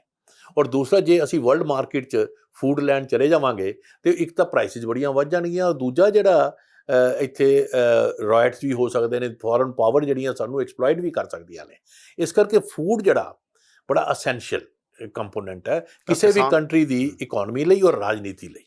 ਔਰ ਕਿਸਾਨ ਮੂਵਮੈਂਟ ਨੇ ਇਹ ਦੱਸਿਆ ਕਿ ਜੇ ਤੁਸੀਂ ਫੂਡ ਨੂੰ ਕਾਰਪੋਰੇਟਾਈਜ਼ ਡੋਮੇਨ 'ਚ ਪਾ ਦੋਗੇ, ਮਾਰਕੀਟ 'ਚ ਪਾ ਦੋਗੇ, ਇਹਦੇ 'ਚ ਭੁੱਖਮਰੀ ਤਾਂ ਵਧੂਗੀ। ਫੂਡ ਰਾਈਟਸ ਵੀ ਹੋ ਸਕਦੇ ਨੇ, ਔਰ ਇਹਦੇ ਨਾਲ ਦੇਸ਼ ਦੀ ਸੋਵਰੈਨਿਟੀ ਵੀ ਕੰਪਰੋਮਾਈਜ਼ ਹੋਏਗੀ, ਔਰ ਕਿਸਾਨ ਦੇ ਲਾਈਵਲੀਹੁੱਡ ਤੇ ਤਾਂ ਫਰਕ ਪਏਗਾ ਹੀ। ਔਰ ਇਹਦੇ ਨਾਲ এনवायरमेंट ਦੇ ਬੜੇ ਡੈਮੇਜ ਹੋਣਗੇ, ਕਿਉਂਕਿ ਉਹ ਪ੍ਰੋਡਕਟਿਵਿਟੀ ਵਧਾ ਲੈਣਗੇ। ਜਿਵੇਂ ਅਸੀਂ ਇਹਦੇ 'ਚ ਕਹਿੰਦੇ ਹਾਂ ਵੀ agriculture shell flourish, ਐਗਰੀਕਲਚਰਿਸਟ shell parish, ਵੀ ਐਗਰੀਕਲਚਰ ਦੀ ਤਾਂ ਪ੍ਰੋਡਕਟਿਵਿਟੀ ਵਧਾਈ ਜਾ ਸਕਦੀ ਹੈ, ਵਧੀਆ ਮਸ਼ੀਨਾਂ ਲਾ ਲਓ, ਵਧੀਆ ਟੈਕਨੋਲੋਜੀ ਲੈ ਆਓ, ਪਰ ਉਹਦੇ ਨਾਲ ਜਿਹੜਾ ਜ਼ਮੀਨ ਦਾ ਨੁਕਸਾਨ, এনवायरमेंट ਦਾ ਨੁਕਸਾਨ, ਉਹ ਕਾਫੀ ਹੋਏਗਾ। ਤੋ ਇਸੇ ਕਰਕੇ ਇਹ ਜਿਹੜਾ ਕਿਸਾਨ ਮੂਵਮੈਂਟ ਨੇ ਸਾਲਾਂ ਪਹਿਲੇ ਜਿਹੜਾ ਇਹ ਮੁੱਦਾ ਲੈ ਕੇ ਆਂਦਾ ਹੈ ਕਾਰਪੋਰੇਟਾਈਜੇਸ਼ਨ ਦੇ ਖਿਲਾਫ, 1994 ਮਨਮੋਹਨ ਸਿੰਘ ਜੀ ਦੀ ਜਿਹੜੀ ਪਾਲਿਸੀ ਸੀ ਉਹਦੇ ਖਿਲਾਫ, ਜਦੋਂ ਇੱਕ ਸਾਰੀ ਕਿਸਾਨ ਮੂਵਮੈਂਟ ਖੜੀ ਹੁੰਦੀ ਹੈ ਔਰ ਕਹਿੰਦੀ ਹੈ ਵੀ ਜੇ ਅਸੀਂ ਕਾਰਪੋਰੇਟਾਈਜ਼ ਕਰਾਂਗੇ, ਲਿਬਰਲਾਈਜ਼ ਕਰਾਂਗੇ, ਉਹਦੇ ਨਾਲ ਕਿਸ ਤਰ੍ਹਾਂ ਤੇ ਗਰੀਬ ਤੇ ਇੰਪੈਕਟ ਪਏਗਾ, ਕਿਸ ਤਰ੍ਹਾਂ ਮਤਲਬ ਸਾਡੇ ਦੇਸ਼ ਦੀ ਸੋਵਰੈਨਿਟੀ ਤੇ ਇੰਪੈਕਟ ਹੋਏਗਾ, ਔਰ ਕਿਸਾਨ ਦੇ ਲਾਈਵਲੀਹੁੱਡ ਤੇ ਇੰਪੈਕਟ ਪਏਗਾ। ਮੈਂ ਸਮਝਦਾ ਬੜਾ ਵੱਡਾ ਮੁੱਦਾ ਰੇਜ਼ ਕੀਤਾ। ਔਰ ਇਸ ਲੈਵਲ ਦਾ ਮੁੱਦਾ ਕਾਰਪੋਰੇਟਾਈਜੇਸ਼ਨ ਦੇ ਖਿਲਾਫ, ਜਿਹਨੂੰ ਅਸੀਂ ਕਹਿੰਦੇ ਹਾਂ LPG strategy, liberalisation, globalisation and privatisation, ਉਹਦੇ ਖਿਲਾਫ ਕੋਈ ਇਸ ਪੱਧਰ ਦੀ ਮੂਵਮੈਂਟ ਹਿੰਦੁਸਤਾਨ 'ਚ ਨਹੀਂ। ਕੀ ਇਹਨੇ ਪੰਜਾਬ ਦਾ ਪੋਲੀਟੀਕਲ ਨੈਰੇਟਿਵ ਵੀ ਬਦਲ ਦਿੱਤਾ? ਪੋਲੀਟੀਕਲ ਕਲਾਸ ਪ੍ਰਤੀ ਨਫ਼ਰਤ ਪੈਦਾ ਹੋਈ ਹੈ ਲੋਕਾਂ 'ਚ ਕਿਸਾਨ ਅੰਦੋਲਨ ਨੇ ਜਿਸ ਤਰ੍ਹਾਂ ਦੇ ਭਾਸ਼ਣ, ਜਿਸ ਤਰੀਕੇ ਨਾਲ ਅੰਗੇਜ ਕੀਤਾ ਪੰਜਾਬ ਨੇ? ਦੇਖੋ, ਇਹਦੇ 'ਚ ਜਿਹੜਾ ਇਹਨਾਂ ਨੇ 3 ਗੱਲਾਂ 'ਚ ਬਦਲਾਵ ਲਿਆਂਦਾ, ਔਰ ਮੈਂ ਸਮਝਦਾ ਉਹ 'ਚ ਨਫ਼ਰਤ ਨਹੀਂ, ਸ਼ਾਇਦ ਰਾਜਨੀਤੀ ਬਾਰੇ ਲੋਕਾਂ ਦੀ ਰਿਸਪੈਕਟ ਵਧੀ ਹੈ, ਕਿਉਂਕਿ ਕਿਸਾਨ ਅੰਦੋਲਨ ਨੇ ਰਾਜਨੀਤੀ ਦੀ ਇੱਕ ਨਵੀਂ ਪਰਿਭਾਸ਼ਾ ਦਿੱਤੀ। ਪਰਿਭਾਸ਼ਾ ਐਗਜ਼ਿਸਟ ਕਰਦੀ ਹੈ। ਉਹਨਾਂ ਨੇ ਕਿਹਾ ਕਿ ਰਾਜਨੀਤੀ ਦੀ ਆਪਣੀ ਇੱਕ ਹੋਂਦ ਹੁੰਦੀ ਹੈ, ਇੱਕ ਆਪਣੀ ਪ੍ਰਾਈਮੇਸੀ ਹੁੰਦੀ ਹੈ, ਤੇ ਕਿਹੜੀ ਰਾਜਨੀਤੀ ਤੁਸੀਂ ਫਾਲੋ ਕਰ ਰਹੇ ਹੋ। ਜੇ ਤੁਸੀਂ ਰਾਜਨੀਤੀ ਫਾਲੋ ਕਰ ਰਹੇ ਹੋ ਕਾਰਪੋਰੇਟਾਈਜੇਸ਼ਨ ਦੀ, ਜਾਂ ਜੇ ਰਾਜਨੀਤੀ ਵੀ ਇਹ ਐਕਟ ਇੱਦਾਂ ਦੇ ਨਹੀਂ ਹੋਣੇ ਚਾਹੀਦੇ ਉਹ ਵਾਲੀ, ਤੇ ਉਹਦੇ 'ਚ ਰੀਡਿਸਟ੍ਰੀਬਿਊਸ਼ਨ ਆਫ ਇਨਕਮ ਦੀ ਗੱਲ ਹੈ, ਉਧਰ ਮੈਕਸਿਮਾਈਜੇਸ਼ਨ ਆਫ ਕੰਜ਼ੰਪਸ਼ਨ ਦੀ ਗੱਲ ਹੈ ਜਾਂ ਪ੍ਰੋਡਕਸ਼ਨ ਦੀ ਗੱਲ ਹੈ। ਰਾਜਨੀਤੀ ਅਲੱਗ-ਅਲੱਗ ਹੈ। ਉਹਨਾਂ ਨੇ ਦੱਸਿਆ ਵੀ ਇਹ ਦੋਨੋਂ ਰਾਜਨੀਤੀ ਅਲੱਗ ਹੈ, ਔਰ ਇਸ ਕਰਕੇ ਜਿਹੜੀ ਭਾਰਤ ਸਰਕਾਰ ਹੈ ਉਹ ਆਪਣੇ ਇਹ ਐਕਟ ਨੂੰ ਵਾਪਸ ਲਵੇ, ਔਰ ਸਾਡੀ ਰਾਜਨੀਤੀ ਜਿਹੜੀ ਹੈ ਜਿਹਦੇ 'ਚ ਅਸੀਂ ਡਿਸਟ੍ਰੀਬਿਊਸ਼ਨ ਆਫ ਇਨਕਮ, ਗਰੀਬਾਂ ਤੱਕ ਫੂਡ ਪਹੁੰਚਾਉਣ ਦੀ, ਉਸ ਰਾਜਨੀਤੀ ਨੂੰ ਮੰਨੇ। ਇਹ ਵੀ ਆਈਡੀਓਲੋਜੀ ਹੈ ਇੱਕ, ਜਿਹਨੂੰ ਅਸੀਂ ਆਲਟਰਨੇਟ ਆਈਡੀਓਲੋਜੀ ਕਹਿੰਦੇ ਹਾਂ। ਪਰ ਮੈਂ ਕਹਿ ਰਿਹਾ ਕਿ ਜਿਹੜੀ ਮੇਨ ਸਟ੍ਰੀਮ ਪੋਲਿਟਿਕਸ ਆ ਪੰਜਾਬ ਦੀ, ਉਹਨੂੰ ਉਹਦਾ ਡਾਇਨਾਮਿਕਸ ਕਿਵੇਂ ਬਦਲਿਆ, ਉਹਦੇ ਪ੍ਰਤੀ ਤਾਂ ਨਫ਼ਰਤ ਪੈਦਾ ਹੋਈ ਹੈ। ਨਹੀਂ ਲੋਕ ਨਹੀਂ ਜਿਹੜੇ ਨੇ ਮੈਂ ਮੇਨਸਟ੍ਰੀਮ ਪਾਰਟੀਆਂ ਨੂੰ ਘਰੋਂ ਨਹੀਂ ਨਿਕਲਣ ਦੇ ਰਹੇ, ਨਹੀਂ ਚਾਹੇ ਉਹ ਕਾਂਗਰਸ ਹੈ, ਅਕਾਲੀ ਦਲ ਹੈ, ਆਪ ਹੈ, ਮੈਂ ਉਹ 'ਚ ਬੀਜੇਪੀ ਦਾ ਤਾਂ ਬਾਈਕਾਟ ਹੀ ਹੈ। ਮੈਂ ਉਹਦੇ 'ਚ ਆ ਰਿਹਾ। ਪਹਿਲੀ ਗੱਲ ਤਾਂ ਇਹ ਹੈ ਵੀ ਉਹਨਾਂ ਨੇ ਇਹ ਕਿਹਾ ਕਿ ਪੋਲੀਟਿਕਸ ਦੀ ਪ੍ਰਾਇਮੇਸੀ ਹੁੰਦੀ ਹੈ, ਲਾ ਇਹ ਜਿਹੜੇ ਪੋਲੀਟੀਕਲ ਇਸ਼ੂ ਇਹਦਾ ਹੱਲ ਨਹੀਂ ਕਰਦਾ। ਇਸੇ ਕਰਕੇ ਉਹਨਾਂ ਨੇ ਸੁਪਰੀਮ ਕੋਰਟ ਦੇ ਨਾਲ ਵੀ ਅੰਗੇਜ ਕਰਨ ਨੂੰ ਮਨਾ ਕਰਤਾ, ਕਿਉਂਕਿ ਇਹਦਾ ਹੱਲ ਰਾਜਨੀਤਿਕ ਹੈ, ਪਾਰਲੀਮੈਂਟ ਨੇ ਕਰਨਾ, ਪੋਲੀਟੀਕਲ ਪਾਰਟੀਆਂ ਨੇ ਕਰਨਾ, ਇਹਦਾ ਹੱਲ ਸੁਪਰੀਮ ਕੋਰਟ ਨੇ ਨਹੀਂ ਕਰਨਾ। ਕਿਉਂਕਿ ਸੁਪਰੀਮ ਕੋਰਟ ਤਾਂ ਕਨਸਟੀਟਿਊਸ਼ਨ ਦੇ ਲਾਅ ਨਾਲ ਚੱਲਦੀ ਹੈ। ਜੇ ਅਸੀਂ ਲਾਅ ਦੇ ਵਿੱਚ ਹੀ ਸਾਰੀਆਂ ਅਮੈਂਡਮੈਂਟ ਕਰਤੀਆਂ ਤਾਂ ਸੁਪਰੀਮ ਕੋਰਟ ਤਾਂ ਕਹੂਗੀ ਤੁਹਾਡਾ ਪ੍ਰੋਟੈਸਟ ਇਲੀਗਲ ਹੈ। ਤੇ ਇਸ ਕਰਕੇ ਮੈਂ ਸਮਝਦਾ ਵੀ ਇਹਨਾਂ ਨੇ ਇੱਕ ਇਹ ਜਿਹੜਾ ਪੁਆਇੰਟ ਬੜਾ ਅੱਛਾ ਕਿਹਾ। ਦੂਜੀ ਗੱਲ ਜਿਹੜੀ ਤੁਸੀਂ ਕਹਿ ਰਹੇ ਹੋ ਕਿ ਜਿਹੜੇ ਰਾਜਨੀਤਿਕ ਦਲ ਨੇ ਉਹਨਾਂ ਦਾ ਜਿਹੜਾ ਇੱਕ ਕੰਸੈਂਸਸ ਅਮਰਜ ਹੋਇਆ ਸੀ 94 ਤੋਂ ਬਾਅਦ ਔਨ ਦੀ ਰਿਫਾਰਮਸ ਦੇ ਪ੍ਰੋਸੈਸ ਤੇ, ਕਾਰਪੋਰੇਟਾਈਜੇਸ਼ਨ ਤੇ, ਉਹ ਕੰਸੈਂਸਸ ਉਹਨਾਂ ਨੇ ਜਦੋਂ ਇਹ ਮੂਵਮੈਂਟ ਚੱਲੀ ਉਹ ਉਸ ਕੰਸੈਂਸਸ ਵੱਲ ਸੀਗੇ ਸਾਰੇ, ਚਾਹੇ ਉਹ ਆਮ ਆਦਮੀ ਪਾਰਟੀ ਹੈ, ਚਾਹੇ ਉਹ ਅਕਾਲੀ ਦਲ ਹੈ, ਚਾਹੇ ਉਹ ਕਾਂਗਰਸ ਹੈ, ਉਹ ਉਸ ਕਾਰਪੋਰੇਟਾਈਜੇਸ਼ਨ, ਪ੍ਰਾਈਵੇਟਾਈਜੇਸ਼ਨ ਦੇ ਉਸੇ ਮਾਡਲ ਨੂੰ ਫਾਲੋ ਕਰ ਰਹੇ ਸਾਰੇ। ਤੇ ਜਦੋਂ ਇਹ ਮੂਵਮੈਂਟ ਚੱਲੀ ਤਾਂ ਸਾਰੇ ਹੀ ਉਸ ਮਾਡਲ ਦੇ ਉਲਟ ਖੜੇ ਸੀ। ਹੁਣ ਜਦੋਂ ਉਸ ਮਾਡਲ ਦੇ ਉਲਟ ਖੜੇ ਹੋ ਜਾਓ ਤੇ ਥੋੜੀ ਬਹੁਤ ਮੀਨ ਮੇਕ ਤੁਸੀਂ ਕੱਢ ਸਕਦੇ ਹੋ ਵੀ ਫਲਾਣੇ ਦੀ ਓਪੋਜੀਸ਼ਨ ਜ਼ਿਆਦਾ, ਉਹਦੀ ਘੱਟ ਆ, ਪਰ ਕੁਐਸਚਨ ਅੱਜ ਇਹ ਸੀ ਇਸ ਮੂਵਮੈਂਟ ਅੱਗੇ ਕਿ ਅਸੀਂ ਪਾਰਟੀਆਂ ਨੂੰ ਆਪਣੀ ਮੂਵਮੈਂਟ 'ਚ ਹਿੱਸਾ ਨਹੀਂ ਪਾਉਣ ਦੇਣਾ, ਕਿਉਂਕਿ ਇਹ ਉਸ ਦੂਜੇ ਪਾਸੇ ਪਹਿਲੇ ਖੜੇ ਸੀ। ਅੱਛਾ, ਹੁਣ ਇਹ ਪਾਰਟੀਆਂ ਨੇ ਉਹਨਾਂ ਨੇ ਕਿਹਾ ਵੀ ਠੀਕ ਹੈ, ਤੁਸੀਂ ਜਿਵੇਂ ਮੈਚ ਚੱਲ ਰਿਹਾ ਫੁੱਟਬਾਲ ਦਾ ਤੇ ਗਰਾਊਂਡ 'ਚ ਬਾਹਰ ਖੜੇ ਹੋ ਕੇ ਸਪੋਰਟ ਕਰੀ ਚਲੋ ਜਿਹੜੀ ਟੀਮ ਦੀ ਤੁਸੀਂ ਸਪੋਰਟ ਕਰਨੀ ਹੈ। ਤੇ ਮੇਨ ਪਾਰਟੀਆਂ ਨੇ, ਕਾਂਗਰਸ ਨੇ, ਆਮ ਆਦਮੀ ਪਾਰਟੀ, ਅਕਾਲੀ ਦਲ ਨੇ ਗਰਾਊਂਡ ਤੋਂ ਬਾਹਰ ਖੜੇ ਹੋ ਕੇ ਇਸ ਮੂਵਮੈਂਟ ਨੂੰ ਸਪੋਰਟ ਕਰਨ ਲੱਗ ਗਏ, ਇਸ ਟੀਮ ਨੂੰ, ਔਰ ਬੀਜੇਪੀ ਦੂਜੀ ਟੀਮ ਨੂੰ ਸਪੋਰਟ ਕਰਨ ਲੱਗ ਗਈ। ਸੋ ਹੁਣ ਕੁਐਸਚਨ ਇਹ ਆ ਜਾਂਦਾ ਹੈ, ਮੈਂ ਇਹ ਹੁਣ ਕਿਸਾਨ ਮੂਵਮੈਂਟ ਤੇ ਵੀ ਗੱਲ ਕਹਿਣਾ ਚਾਹਾਂਗਾ ਕਿ ਜਦੋਂ ਤੁਹਾਨੂੰ ਜਿਹੜੇ ਲੋਕ ਸਪੋਰਟ ਕਰ ਰਹੇ ਨੇ ਉਹਨਾਂ ਦੀ ਸਪੋਰਟ ਲੈਣ 'ਚ ਇਤਰਾਜ਼ ਨਹੀਂ ਹੋਣਾ ਚਾਹੀਦਾ, ਔਰ ਜਿਹੜੇ ਅਪੋਜ਼ ਕਰ ਰਹੇ ਨੇ ਉਹਨਾਂ ਨੂੰ ਮੌਕਾ ਦੇਣਾ ਚਾਹੀਦਾ ਵੀ ਆਪਣੀ ਗੱਲ ਕਹਿਣ, ਤੇ ਉਹਨਾਂ ਨੂੰ ਗੱਲ, ਇਹ ਡੈਮੋਕ੍ਰੇਸੀ ਦਾ ਇੱਕ ਤਕਾਜ਼ਾ ਹੈ। ਔਰ ਤੁਸੀਂ ਉਹਨਾਂ ਦੀ ਗੱਲ ਨੂੰ ਰਿਫਿਊਟ ਕਰੋ। ਹੁਣ ਜਿਵੇਂ ਬੀਜੇਪੀ ਹੈ, ਮੈਂ ਸਮਝਦਾ ਉਹਨਾਂ ਦਾ ਸਟੈਂਡ ਬਿਲਕੁਲ ਗਲਤ ਹੈ, ਕਿਉਂਕਿ ਮੈਂ ਤਾਂ ਕਾਰਪੋਰੇਟਾਈਜੇਸ਼ਨ ਦੇ ਖਿਲਾਫ ਹਾਂ, ਪਰ ਮੈਂ ਇਹ ਨਹੀਂ ਕਹਾਂਗਾ ਕਿ ਉਹਨਾਂ ਨੂੰ ਬੋਲਣ ਦਾ ਹੱਕ ਨਹੀਂ ਹੈ, ਲੋਕਾਂ ਨੂੰ ਤੱਕ ਆਪਣੀ ਗੱਲ ਪਹੁੰਚਾਉਣ ਦਾ ਹੱਕ ਨਹੀਂ ਹੋਣਾ ਚਾਹੀਦਾ। ਉਹਦਾ ਘਿਰਾਓ ਕਰੋ, ਉਹਨਾਂ ਨੂੰ ਮਾਰੋ ਕੁੱਟੋ, ਗਲਤ ਹੈ। ਹੁਣ ਗੱਲ ਕਰੋ ਉਹਨਾਂ ਨਾਲ, ਉਹਨਾਂ ਨੂੰ ਦੱਸੋ ਵੀ ਤੁਸੀਂ ਗਲਤ ਹੋ, ਔਰ ਤੁਸੀਂ ਲੋਕਾਂ ਦੀ ਫੂਡ ਸਿਕਿਉਰਿਟੀ ਖਤਰੇ 'ਚ ਪਾ ਰਹੇ ਹੋ, ਤੁਸੀਂ ਦੇਸ਼ ਦੀ ਸੋਵਰੈਂਟੀ ਖਤਰੇ 'ਚ ਪਾ ਰਹੇ ਹੋ, ਤੁਸੀਂ ਕਿਸਾਨ ਦਾ ਸਰਵਾਈਵਲ ਖਤਰੇ 'ਚ ਪਾ ਰਹੇ ਹੋ। ਇੱਥੇ ਡਿਬੇਟ ਹੋ ਜਾਏ, ਇੱਥੇ ਗੱਲ ਹੋ ਜਾਏ, ਪਰ ਉਹਨਾਂ ਨੂੰ ਬਾਈਕਾਟ ਕਰਨਾ, ਮੈਂ ਇਹਨੂੰ ਵੀ ਕਿਸੇ ਲੈਵਲ ਤੇ ਜਿਹੜੀ ਭਾਰਤ ਸਰਕਾਰ ਕਰਦੀ ਹੈ ਜਿਹੜਾ ਕੰਮ, ਜਿਹਨੂੰ ਆਪਾਂ ਜੇ ਕਹਿ ਦਈਏ ਤਾਲਬਨਾਈਜੇਸ਼ਨ ਦਾ ਕੰਮ, ਉਹ ਵੀ ਤਾਲਬਨਾਈਜੇਸ਼ਨ ਦੇ ਸਿੰਪਟਮ ਇਹ ਵੀ ਉਹੀ ਹੈ ਜੋ ਭਾਰਤ ਸਰਕਾਰ ਦੇ ਨੇ, ਤੇ ਅਸੀਂ ਦੋਨਾਂ ਨੂੰ ਅਪੋਜ਼ ਕਰਦੇ, ਇਹ ਸਿੰਪਟਮ ਨੂੰ ਅਪੋਜ਼ ਕਰਦੇ ਹਾਂ। ਕਿਸਾਨ ਮੂਵਮੈਂਟ ਨੂੰ ਪੂਰਾ ਸਪੋਰਟ ਕਰਦੇ ਹਾਂ, ਕਿਉਂਕਿ ਕਿਸਾਨ ਮੂਵਮੈਂਟ ਨੇ, ਤੁਹਾਨੂੰ ਮੈਂ ਦੱਸਿਆ, ਹੋਰ ਬੜੇ ਚੰਗੇ ਮੁੱਦੇ ਅੱਗੇ ਲਿਆਂਦੇ। ਇਹ ਤਾਂ ਛੋਟੇ ਜਿਹੜੇ ਵਿਵਹਾਰਿਕ ਲੈਵਲ ਤੇ ਕੁਝ ਡਿਸਟੋਰਸ਼ਨ ਜਿਹੜੀ ਤੁਸੀਂ ਕਹਿ ਰਹੇ ਹੋ, ਇਹ ਹੋ ਸਕਦੀ ਹੈ, ਕਿਉਂਕਿ 32 ਕਿਸਾਨ ਯੂਨੀਅਨ ਜਾਂ 36 ਕਿਸਾਨ ਯੂਨੀਅਨ ਦੇ ਆਪਸ 'ਚ ਡਿਫਰੈਂਸਿਸ ਆਫ ਓਪੀਨੀਅਨ ਹੋ ਸਕਦੇ ਨੇ। ਜਿਵੇਂ ਇੱਕ ਉਗਰਾਵਾਂ ਗਰੁੱਪ ਨੇ ਕਿਹਾ ਵੀ ਅਸੀਂ ਕਿਸਾਨ ਪਾਰਟੀ ਨੂੰ ਹੱਕ ਹੈ ਆਪਣੀ ਗੱਲ ਕਹਿਣ ਦਾ, ਉਹਨਾਂ ਨੂੰ ਕਹਿਣ ਦਾ ਮੌਕਾ ਮਿਲਣਾ ਚਾਹੀਦਾ। ਮੈਂ ਸਮਝਦਾ ਬੜਾ ਅੱਛੀ ਗੱਲ ਕਹੀ ਹੈ। ਸੋ ਇਹਦੇ ਵਿੱਚ ਵੀ ਜਿਹੜਾ ਮੈਨੂੰ ਲੱਗਦਾ ਵੀ ਇਹ ਵਿਚਾਰ ਜਿਹੜਾ ਇਹ, ਔਰ ਤੀਸਰਾ ਗੱਲ ਜਿਹੜੀ ਇਹਨਾਂ ਨੇ ਅੱਗੇ ਲੈ ਕੇ ਆਂਦੀ ਹੈ ਇਸ ਮੂਵਮੈਂਟ ਨੇ ਰਾਜਨੀਤੀ 'ਚ, ਕਿ ਜਿਹੜਾ ਫੈਡਰਲ ਪ੍ਰਿੰਸੀਪਲ ਸੀ ਉਹਨੂੰ ਰੀਡਿਫਾਈਨ ਕਰਨ ਦੀ ਗੱਲ ਕੀਤੀ ਹੈ। ਖਾਲੀ ਸਿੰਪਲ ਉਸ ਢੰਗ 'ਚ ਨਹੀਂ ਵੀ ਇਹ ਸਟੇਟਾਂ ਦਾ ਮਸਲਾ ਸੀ, ਵੀ ਸਟੇਟ ਤਾਂ ਆਪ ਕਾਰਪੋਰੇਟਾਈਜ਼ ਹੋ ਰਹੀਆਂ, ਇਹ ਪਾਰਟੀਆਂ ਆਪ ਸਟੇਟ 'ਚ ਰਾਜ ਕਰਦੀਆਂ। ਸਾਲਾਂ ਪਹਿਲੇ ਜਿਹੜਾ ਪ੍ਰਾਈਵੇਟਾਈਜੇਸ਼ਨ ਦਾ ਕੰਮ ਹੋਇਆ 1988 'ਚ, ਰਾਜੀਵ ਗਾਂਧੀ ਜੀ ਪੈਪਸੀ ਨੂੰ ਲੈ ਕੇ ਆਏ ਪੰਜਾਬ 'ਚ, ਅੰਮ੍ਰਿਤਸਰ 'ਚ ਅਨਾਊਂਸਮੈਂਟ ਕੀਤੀ, ਔਰ ਪੈਪਸੀ ਦੇ ਆਉਣ ਦੇ ਨਾਲ ਸਾਰੀ ਪੰਜਾਬ 'ਚ ਪ੍ਰਾਈਵੇਟਾਈਜੇਸ਼ਨ ਕੰਟਰੈਕਟ ਫਾਰਮਿੰਗ ਦਾ ਸ਼ੁਰੂਆਤ ਹੋਈ, ਔਰ ਉਸ ਤੋਂ ਬਾਅਦ ਪੈਪਸੀ ਜਿਹੜੀ ਸੀਗੀ ਕੁਝ ਸਮੇਂ ਤੱਕ ਐਕਟਿਵ ਰਹੀ, ਉਸ ਤੋਂ ਬਾਅਦ ਉਹ ਕੰਸਨਟਰੇਟ ਬਣਾਉਣ ਲੱਗ ਗਏ ਤੇ ਆਪਣਾ ਕੰਮ ਖਤਮ ਹੋ ਗਿਆ। ਸੋ ਇਹ ਜਿਹੜੀਆਂ ਸਾਰੀਆਂ ਇਸ ਡਿਬੇਟ ਦੇ ਵਿੱਚ ਇਹ ਜਿਹੜਾ ਮੂਵਮੈਂਟ ਦੇ ਵਿੱਚੋਂ ਗੱਲ ਨਿਕਲ ਕੇ ਆਈ ਕਿ ਤੁਸੀਂ ਜਿਹੜਾ ਇਹ ਸਾਰਾ ਕੰਮ ਕੀਤਾ ਅੱਜ ਤੱਕ, ਉਹਦੇ ਵਿੱਚ ਆਲਟਰਨੇਟਿਵ ਜਿਹੜੇ ਸੀਗੇ ਉਹ ਪੈਦਾ ਨਹੀਂ ਕੀਤੇ। ਸੋ ਇਹ ਆਲਟਰਨੇਟਿਵ ਦੀ ਜਿਹੜੇ ਵੱਲ ਇਸ਼ਾਰਾ ਵੀ ਕਰਦੀ ਹੈ ਮੂਵਮੈਂਟ ਕਿ ਸਾਨੂੰ ਆਲਟਰਨੇਟ ਦੇਖਣੇ ਚਾਹੀਦੇ ਆ ਵੀ ਐਗਰੀਕਲਚਰ 'ਚ ਕਿਹੜੇ ਹੋ ਸਕਦੇ ਨੇ, ਖਾਲੀ ਐਕਟ ਵਾਪਸ ਹੋਣ ਦੀ ਗੱਲ ਨਹੀਂ ਹੈ, ਇਹ 'ਚੋਂ ਕਿਹੜੇ ਹੋਰ ਆਲਟਰਨੇਟਿਵ ਨਿਕਲ ਕੇ ਆਉਣ। ਇਹ ਮੂਵਮੈਂਟ ਉਸ ਵੱਲ ਵੀ ਇਸ਼ਾਰਾ ਕਰਦੀ ਹੈ ਕਿ ਐਗਰੀਕਲਚਰ ਦਾ ਕ੍ਰਾਈਸਿਸ ਕੀ ਉਹਨੂੰ ਸਮਝਿਆ ਜਾਵੇ, ਲੋਕਾਂ ਦਾ ਕ੍ਰਾਈਸਿਸ ਕੀ ਉਹਨੂੰ ਸਮਝਿਆ ਜਾਵੇ, ਫਿਰ ਉਹ 'ਚੋਂ ਹੱਲ ਲੱਭੇ ਜਾਣ। ਤੁਸੀਂ 2-3 ਚੀਜ਼ਾਂ ਕਹੀਆਂ ਕਿ ਜਿਵੇਂ 4 ਚੀਜ਼ਾਂ ਦੇ ਫੇਜ਼ ਦੱਸੇ, 47 ਵੀ, 66 ਵੀ, ਉਸ ਤੋਂ ਬਾਅਦ ਕਿਸਾਨ ਤੇ ਚੰਨੀ ਵਾਲਾ ਮਸਲਾ, ਵਿੱਚ ਹੋਰ ਵੀ ਬਹੁਤ ਸਾਰਾ ਕੁਛ ਹੋ, ਪਰ ਮੈਨੂੰ ਲੱਗਦਾ ਇੱਕ ਚੀਜ਼ ਜਿਹੜੀ 84 ਹੈਗਾ, 84 ਨੇ ਵੀ ਪੰਜਾਬ ਦੀ ਪੋਲਿਟਿਕਸ ਦਾ ਡਾਇਨਾਮਿਕਸ ਬਦਲਿਆ। 84 ਦੇ ਪੂਰੇ, ਚਾਹੇ ਉਹ ਦਿੱਲੀ ਸੀ, ਦਿੱਲੀ ਦਾ ਅਸਰ ਵੀ ਜਿਵੇਂ ਲਖੀਮਪੁਰ ਖੀਰੀ 'ਚ ਓਨਾ ਅਸਰ ਨਹੀਂ ਜਿੰਨਾ ਪੰਜਾਬ ਤੇ ਉਸ ਘਟਨਾ ਦਾ ਅਸਰ ਹੈ, ਇਸੇ ਤਰ੍ਹਾਂ 84 ਦੀ ਘਟਨਾ ਨੇ ਵੀ ਪੰਜਾਬ ਨੂੰ ਬਦਲਿਆ। ਤੁਸੀਂ ਕਿਵੇਂ ਦੇਖਦੇ ਹੋ? ਦੇਖੋ, ਬਿਲਕੁਲ ਠੀਕ ਗੱਲ ਹੈ, ਕਿਉਂਕਿ ਪੰਜਾਬ ਦੀ ਰਾਜਨੀਤੀ ਜੇ ਅਸੀਂ ਦੇਖੀਏ 1947 ਤੋਂ 66 ਤੱਕ ਇੱਕ ਅਲੱਗ ਤਰ੍ਹਾਂ ਦੀ ਰਾਜਨੀਤੀ ਸੀ। ਉਹ 'ਚ ਮੂਵਮੈਂਟ ਦਾ ਇਤਿਹਾਸ ਸੀਗਾ। ਉਹਦੇ 'ਚ ਮੂਵਮੈਂਟ ਸ਼ੇਪ ਹੁੰਦੀ ਹੈ ਔਰ 66 ਤੋਂ ਬਾਅਦ ਜਦੋਂ ਪੰਜਾਬੀ ਸੂਬਾ ਬਣ ਜਾਂਦਾ ਹੈ, ਗ੍ਰੀਨ ਰੈਵੋਲੂਸ਼ਨ ਆ ਜਾਂਦਾ, ਉਦੋਂ ਇੱਕ ਨਵੀਂ ਲੀਡਰਸ਼ਿਪ ਅਮਰਜ ਹੁੰਦੀ ਹੈ ਕਿਸਾਨੀ ਦੀ। ਕਿਸਾਨਾਂ ਦੇ ਵਿੱਚੋਂ ਲੀਡਰਸ਼ਿਪ ਆਉਂਦੀ ਹੈ, ਅਕਾਲੀ ਦਲ 'ਚ ਵੀ ਆਉਂਦੀ ਹੈ, ਬਾਕੀ ਪਾਰਟੀਆਂ 'ਚ ਵੀ ਆਉਂਦੀ ਹੈ ਔਰ ਉਹਦੇ ਨਾਲ ਜਿਹੜਾ ਇੱਕ BJP ਦੇ ਟ੍ਰੇਡਿੰਗ ਜਿਹੜੀ ਕੋਈ ਗਰੁੱਪ ਹੈ ਉਹ ਵੀ ਅਮਰਜ ਹੁੰਦੇ ਨੇ ਪੰਜਾਬ 'ਚ। ਔਰ ਜਿਹੜਾ 84 ਦਾ ਜਿਹੜਾ ਹੈਗਾ ਉਹਨੇ ਜਿਹੜਾ ਇੱਕ ਡਿਸਕੋਰਸ ਬਦਲਿਆ ਪੰਜਾਬ ਦਾ, ਉਹ 'ਚ ਬੜਾ ਇੰਟਰਸਟਿੰਗ ਡਿਸਕੋਰਸ ਹੈ ਕਿ 84 ਦੇ ਸਾਰੇ ਤੋਂ ਬਾਅਦ ਈਵੈਂਟ 'ਚੋਂ ਕਾਂਗਰਸ ਪਾਰਟੀ ਨੂੰ ਮੇਨ ਵਿਲਨ ਬਣ ਕੇ ਨਿਕਲੀ ਉਸ ਮੂਵਮੈਂਟ 'ਚੋਂ। 84 ਦੇ ਪੋਸਟ ਜਿਹੜਾ ਹੋਇਆ, ਤੁਸੀਂ 92 ਤੋਂ ਬਾਅਦ ਕਹਿ ਲਓ, ਔਰ ਅੱਜ BJP ਮੇਨ ਵਿਲਨ ਬਣ ਰਹੀ ਹੈ। ਦੇਖੋ ਬੜੇ ਇੰਟਰਸਟਿੰਗ ਦੋਨੋਂ ਨੈਸ਼ਨਲ ਪਾਰਟੀਆਂ ਨੇ ਔਰ ਮੈਂ ਸਮਝਦਾ ਕਿ ਦੋਨਾਂ ਦੇ ਬਾਰੇ ਜਿਹੜਾ ਲੋਕਾਂ ਦਾ ਵਿਚਾਰ ਹੈ ਜਿਹੜਾ ਉਸ ਵੇਲੇ ਸੀ ਕਾਂਗਰਸ ਬਾਰੇ, ਜਿਹੜਾ ਹੁਣ BJP ਬਾਰੇ ਹੈ, ਸ਼ਾਇਦ ਇੱਕੋ ਹੀ ਹੈ ਕਿ ਇਹ ਦੋਨੋਂ ਪਾਰਟੀਆਂ ਜਿਹੜੀਆਂ ਨੇ ਸਾਡੇ ਰੀਜਨਲ ਇੰਟਰਸਟ ਦੇ ਖਿਲਾਫ ਨੇ ਔਰ ਸਾਡੇ ਜਿਹੜੇ ਇੱਕ ਜਿਹੜੀ ਸਾਂਪਰਦਾਇਕ ਰਾਜਨੀਤੀ ਨੂੰ ਕਿਸੇ ਨਾ ਕਿਸੇ ਲੈਵਲ 'ਤੇ ਇਹ ਸ਼ਹਿ ਦਿੰਦੇ ਨੇ ਔਰ ਉਹਦੇ ਨਾਲ ਪੰਜਾਬ ਦਾ ਪੀਸ ਡਿਸਟਰਬ ਹੁੰਦਾ। ਮੈਂ ਇਹ ਸਮਝਦਾ ਕਿ ਅੱਜ ਡਿਬੇਟ ਉਸ ਲੈਵਲ ਦਾ ਵੀ ਖੜਾ ਹੈਗਾ ਔਰ ਇਸੇ ਕਰਕੇ ਜਿਹੜੀਆਂ ਰੀਜਨਲ ਪਾਰਟੀਆਂ ਨੇ ਡਿਫਰੈਂਟ ਰੀਜਨਸ, ਉਹਨਾਂ ਦੇ ਰੈਲੇਵੈਂਸ ਵੱਧ ਗਈ ਹੈ। ਹੁਣ ਇਹਦੇ 'ਚ ਚੈਲੰਜ ਆ ਜਾਂਦਾ ਸਾਰਿਆਂ ਨਾਲੋਂ ਵੱਡਾ ਕਿ ਜਿਹੜਾ ਕੋਈ ਆਲਟਰਨੇਟਿਵ ਅਮਰਜ ਹੋਣਾ ਉਹ ਰੀਜਨਲ ਆਲਟਰਨੇਟਿਵ ਹੋਵੇ, ਨਾ ਕਿ ਨੈਸ਼ਨਲ ਲੈਵਲ ਦਾ ਕੋਈ ਬਾਈ ਪ੍ਰੋਡਕਟ ਹੋਵੇ, ਚਾਹੇ ਉਹ ਆਮ ਆਦਮੀ ਪਾਰਟੀ ਹੈ, ਚਾਹੇ BJP ਹੈ, ਚਾਹੇ ਉਹ ਕਾਂਗਰਸ ਹੈ। ਹੁਣ ਇਸ ਵੇਲੇ ਜੇ ਇੱਕੋ ਹੀ ਪਾਰਟੀ ਰਹਿ ਜਾਂਦੀ ਆ ਅਕਾਲੀ ਦਲ ਜਿਹੜੀ ਕਿ ਰੀਜਨਲ ਹੈ, ਜੇ ਉਹਨੂੰ ਚੈਲੰਜ ਦੇਣਾ ਤਾਂ ਇੱਕ ਰੀਜਨਲ ਚੈਲੰਜ ਹੀ ਅਮਰਜ ਹੋਵੇ ਇਸ ਰੀਜਨ ਤੋਂ ਹੀ। ਮੈਂ ਸਮਝਦਾ ਵੀ ਉਹ ਜ਼ਿਆਦਾ ਇੱਕ ਆਲਟਰਨੇਟਿਵ ਦੇ ਪਾਏਗਾ ਇਸ ਰਾਜਨੀਤੀ ਨੂੰ, ਨਾ ਕਿ ਇਹ ਜਿਹੜੀਆਂ ਕਿਉਂਕਿ ਜੇ ਨੈਸ਼ਨਲ ਪਾਰਟੀਆਂ ਆਪਣੇ ਏਜੰਡੇ ਨੂੰ ਰੀਜਨਲਾਈਜ਼ ਨਹੀਂ ਕਰਦੀਆਂ ਔਰ ਜੇ ਰੀਜਨਲ ਪਾਰਟੀਆਂ ਆਪਣੇ ਰੀਜਨਲ ਏਜੰਡੇ ਨੂੰ ਨੈਸ਼ਨਲਾਈਜ਼ ਨਹੀਂ ਕਰਦੀਆਂ ਤੇ ਇਹ ਦੋਨਾਂ ਦਾ ਨੁਕਸਾਨ ਹੁੰਦਾ ਹੈ। ਮੈਂ 84 ਬਾਰੇ ਇਸ ਪੱਖ ਤੋਂ ਵੀ ਪੁੱਛ ਰਿਹਾ ਸੀਗਾ, ਜਿਵੇਂ ਤੁਸੀਂ ਕਹਿ ਰਹੇ ਹੋ CM ਚੰਨੀ ਦੇ ਬਣਨ ਦੇ ਨਾਲ ਜਾਂ ਜੋ ਕਾਂਗਰਸ ਦੀ ਇੱਕ ਪੋਲੀਟਿਕਸ ਸੀ, ਜੋ ਮੈਨੀਪੂਲੇਸ਼ਨ ਦੀ ਪੋਲੀਟਿਕਸ ਤੁਸੀਂ ਕਹਿ ਰਹੇ ਹੋ, ਉਹਦੇ ਨਾਲ ਪੰਜਾਬ ਦੀ ਰਾਜਨੀਤੀ 'ਤੇ ਇੱਕ ਅਸਰ ਪਿਆ ਗਾ ਦਿਖਵੇਂ ਰੂਪ ਦੇ ਅੰਦਰ।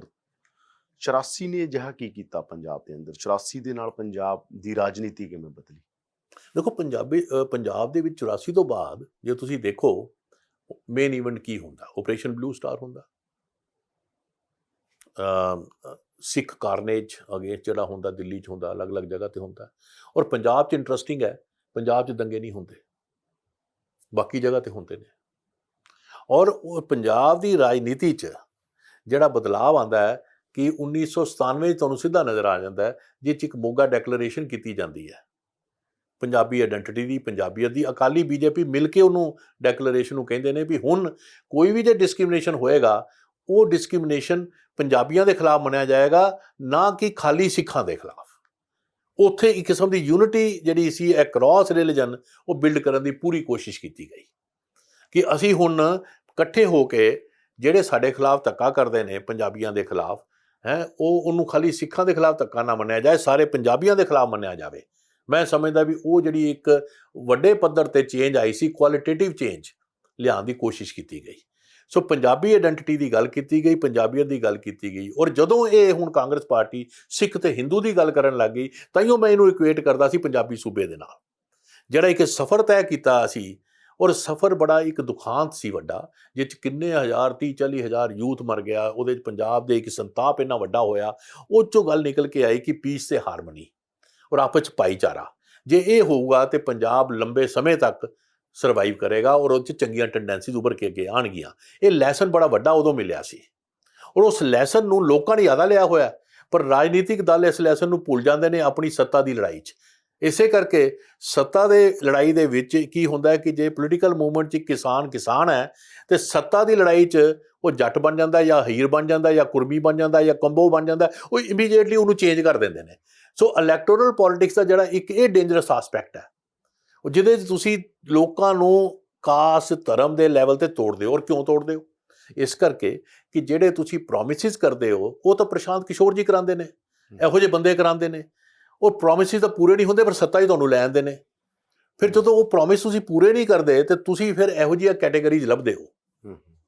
ਤੁਸੀਂ ਹੁਣ ਅੱਜ ਕਾਂਗਰਸ ਪਾਰਟੀ ਨੇ 4.5 ਸਾਲ ਉਹ ਕਹਿੰਦੇ ਅਸੀਂ ਕੋਈ ਪ੍ਰੋਮਿਸ ਪੂਰਾ ਨਹੀਂ ਕੀਤਾ। ਹਾਈ ਕਮਾਂਡ ਕਹਿੰਦਾ ਕਾਂਗਰਸ ਦਾ, ਸਾਡੇ ਚੀਫ ਮਿਨਿਸਟਰ ਨੇ ਨਹੀਂ ਕੀਤਾ, ਔਰ ਚੀਫ ਮਿਨਿਸਟਰ ਕਹਿੰਦਾ ਮੇਰੇ ਕੁਝ ਮੰਤਰੀ ਵੀ ਕਰਪਟ ਸੀਗੇ ਹੈ। ਤੇ ਉਸ ਤੋਂ ਬਾਅਦ ਤੁਸੀਂ ਕੀ ਕਰਦੇ ਹੋ, ਜਦੋਂ ਇਹ ਕਹਿ ਕੇ ਤੁਸੀਂ ਕਹਿੰਦੇ ਹੁਣ ਆਪਾਂ ਐਦਾਂ ਕਰਦੇ ਹਾਂ, ਸ਼ਡਿਊਲ ਕਾਸਟ ਚੀਫ ਮਿਨਿਸਟਰ ਲਾਉਂਦੇ, ਸਾਰੀ ਗੱਲਾਂ ਭੁੱਲ ਜਾਓ। ਪ੍ਰੋਮਿਸ ਤੁਸੀਂ ਪੂਰੇ ਨਹੀਂ ਕਰਦੇ, ਉਹਨੂੰ ਕਵਰ ਕਰਨ ਲਈ ਤੁਸੀਂ ਕਾਸਟ ਦੀਆਂ ਕੈਟੇਗਰੀ, ਰਿਲੀਜਨ ਦੀਆਂ ਕੈਟੇਗਰੀ ਯੂਜ਼ ਕਰਦੇ। ਇਹਨੂੰ ਮੈਂ ਕਹਿੰਦਾ ਕਿ ਰਾਜਨੀਤੀ 'ਚ ਲੋਕਾਂ ਦੀ ਬਲਰ ਕਰਨਾ, ਔਰ ਇਹ ਜਿਹੜਾ ਕੰਮ ਹੈ ਇਹ 'ਚ ਮੈਨੂੰ ਫੈਜ਼ ਦਾ ਇੱਕ ਮੈਂ ਸ਼ੇਅਰ ਵੀ, ਔਰ ਜਿਹੜਾ ਇੱਕ ਲਾਈਨ ਹੀ ਹੈਗੀ ਹੈ ਕਿ आओ मिलकर ਆਪਣਾ ਘਰ ਜਲਾएं, ਆਪਣੀ ਰਾਤ को रोशन कर ले ਹੈ। ਆਪਣਾ ਘਰ ਜਲਾ ਕੇ ਆਪਣੀ ਰਾਤ ਨੂੰ ਰੋਸ਼ਨ ਕਰ ਰਹੇ ਨੇ ਕਿ ਜੇ ਇਲੈਕਸ਼ਨ ਤੋਂ ਪਹਿਲੇ ਤੁਸੀਂ ਇਹ ਕਰ ਲਿਆ ਵੀ ਸਾਰੀ ਮਿਨਿਸਟਰੀ ਬਦਲ ਦਿਓ। ਗੁਜਰਾਤ 'ਚ ਵੀ ਬਦਲਿਆ, ਬੀਜੇਪੀ ਨੇ ਕੀਤਾ। ਕਾਂਗਰਸ ਨੂੰ ਲੱਗਾ ਜੇ ਬੀਜੇਪੀ ਆਪਣਾ ਘਰ ਜਲਾ ਸਕਦੀ ਤਾਂ ਅਸੀਂ ਵੀ ਜਲਾ ਕੇ ਰੋਸ਼ਨ ਕਰ ਲੈਂਦੇ, ਉਹਨਾਂ ਨੇ ਵੀ ਕਰ ਲਿਆ। ਸੋਚਿਆ ਵੀ ਹੁਣ ਲੋਕਾਂ ਨੂੰ ਐਂਟੀ 4.5 ਸਾਲ ਤੱਕ ਕੁਝ ਦਿਓ ਨਾ, ਤੇ 6 ਮਹੀਨੇ ਜਿਹਨੂੰ ਕਹੋ ਵੀ ਨਿਊ ਚਿਹਰੇ, ਨਵੇਂ ਫੇਸ। ਮੈਨੂੰ ਨਹੀਂ ਲੱਗਦਾ ਵੀ ਰਾਜਨੀਤੀ ਇੰਨੀ ਕੁ ਨੌਨ ਸੀਰੀਅਸ ਹੋ ਗਈ ਹੈ ਕਿ ਲੋਕ ਇਹੋ ਜਿਹੇ ਨਵੇਂ ਚਿਹਰੇ ਦੇਖ ਕੇ ਹੈ, ਇੱਦਾਂ ਦੀਆਂ ਖੇਲ ਗੇਮਸ ਦੇਖ ਕੇ, ਜਿਹਨੂੰ ਇਲੈਕਸ਼ਨ ਨੂੰ ਨਾ ਆਮ ਤੌਰ 'ਤੇ ਲੋਕੀ ਨਾ ਗੇਮ ਸਮਝਦੇ, ਖੇਡ ਪੋਲੀਟੀਕਲ ਗੇਮ। ਇਟਸ ਡੈਮੋਕ੍ਰੇਸੀ ਇੱਕ ਗੇਮ ਬਣ ਜਾਂਦੀ ਹੈ, ਖੇਡਣਾ।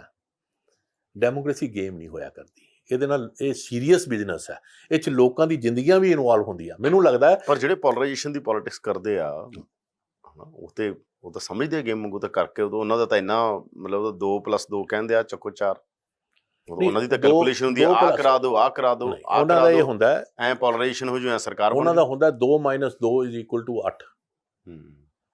ਉਹ ਤਾਂ ਕਿਉਂਕਿ ਕੰਮ ਤਾਂ ਕੀਤਾ ਹੀ ਨਹੀਂ ਹੁੰਦਾ, 2 - 2 0 ਹੋਇਆ ਹੁੰਦਾ, ਪਰ ਉਹਨੂੰ 8 ਦੱਸੀ ਜਾਂਦੇ ਨੇ। ਇਹਨੂੰ ਅਸੀਂ ਕਹਿੰਦੇ ਬਲਰਿੰਗ ਅਪ। ਮੈਂ ਕਹਿ ਰਿਹਾ ਕਿ ਜਿਹੜੀ ਡੈਮੋਕ੍ਰੇਸੀ ਦਾ ਤੁਸੀਂ ਇੱਕ ਸਟੈਂਡਰਡ ਦੀ ਗੱਲ ਕਰ ਰਹੇ ਹੋ, ਤੇ ਆਪਾਂ ਪ੍ਰੈਕਟੀਕਲ ਪੋਲਿਟਿਕਸ 'ਚ ਦੇਖ ਰਹੇ ਹਾਂ ਨਾ, ਇੰਡੀਅਨ ਪੋਲਿਟਿਕਸ ਕੀ ਹੋ ਰਿਹਾ ਹੈਗਾ।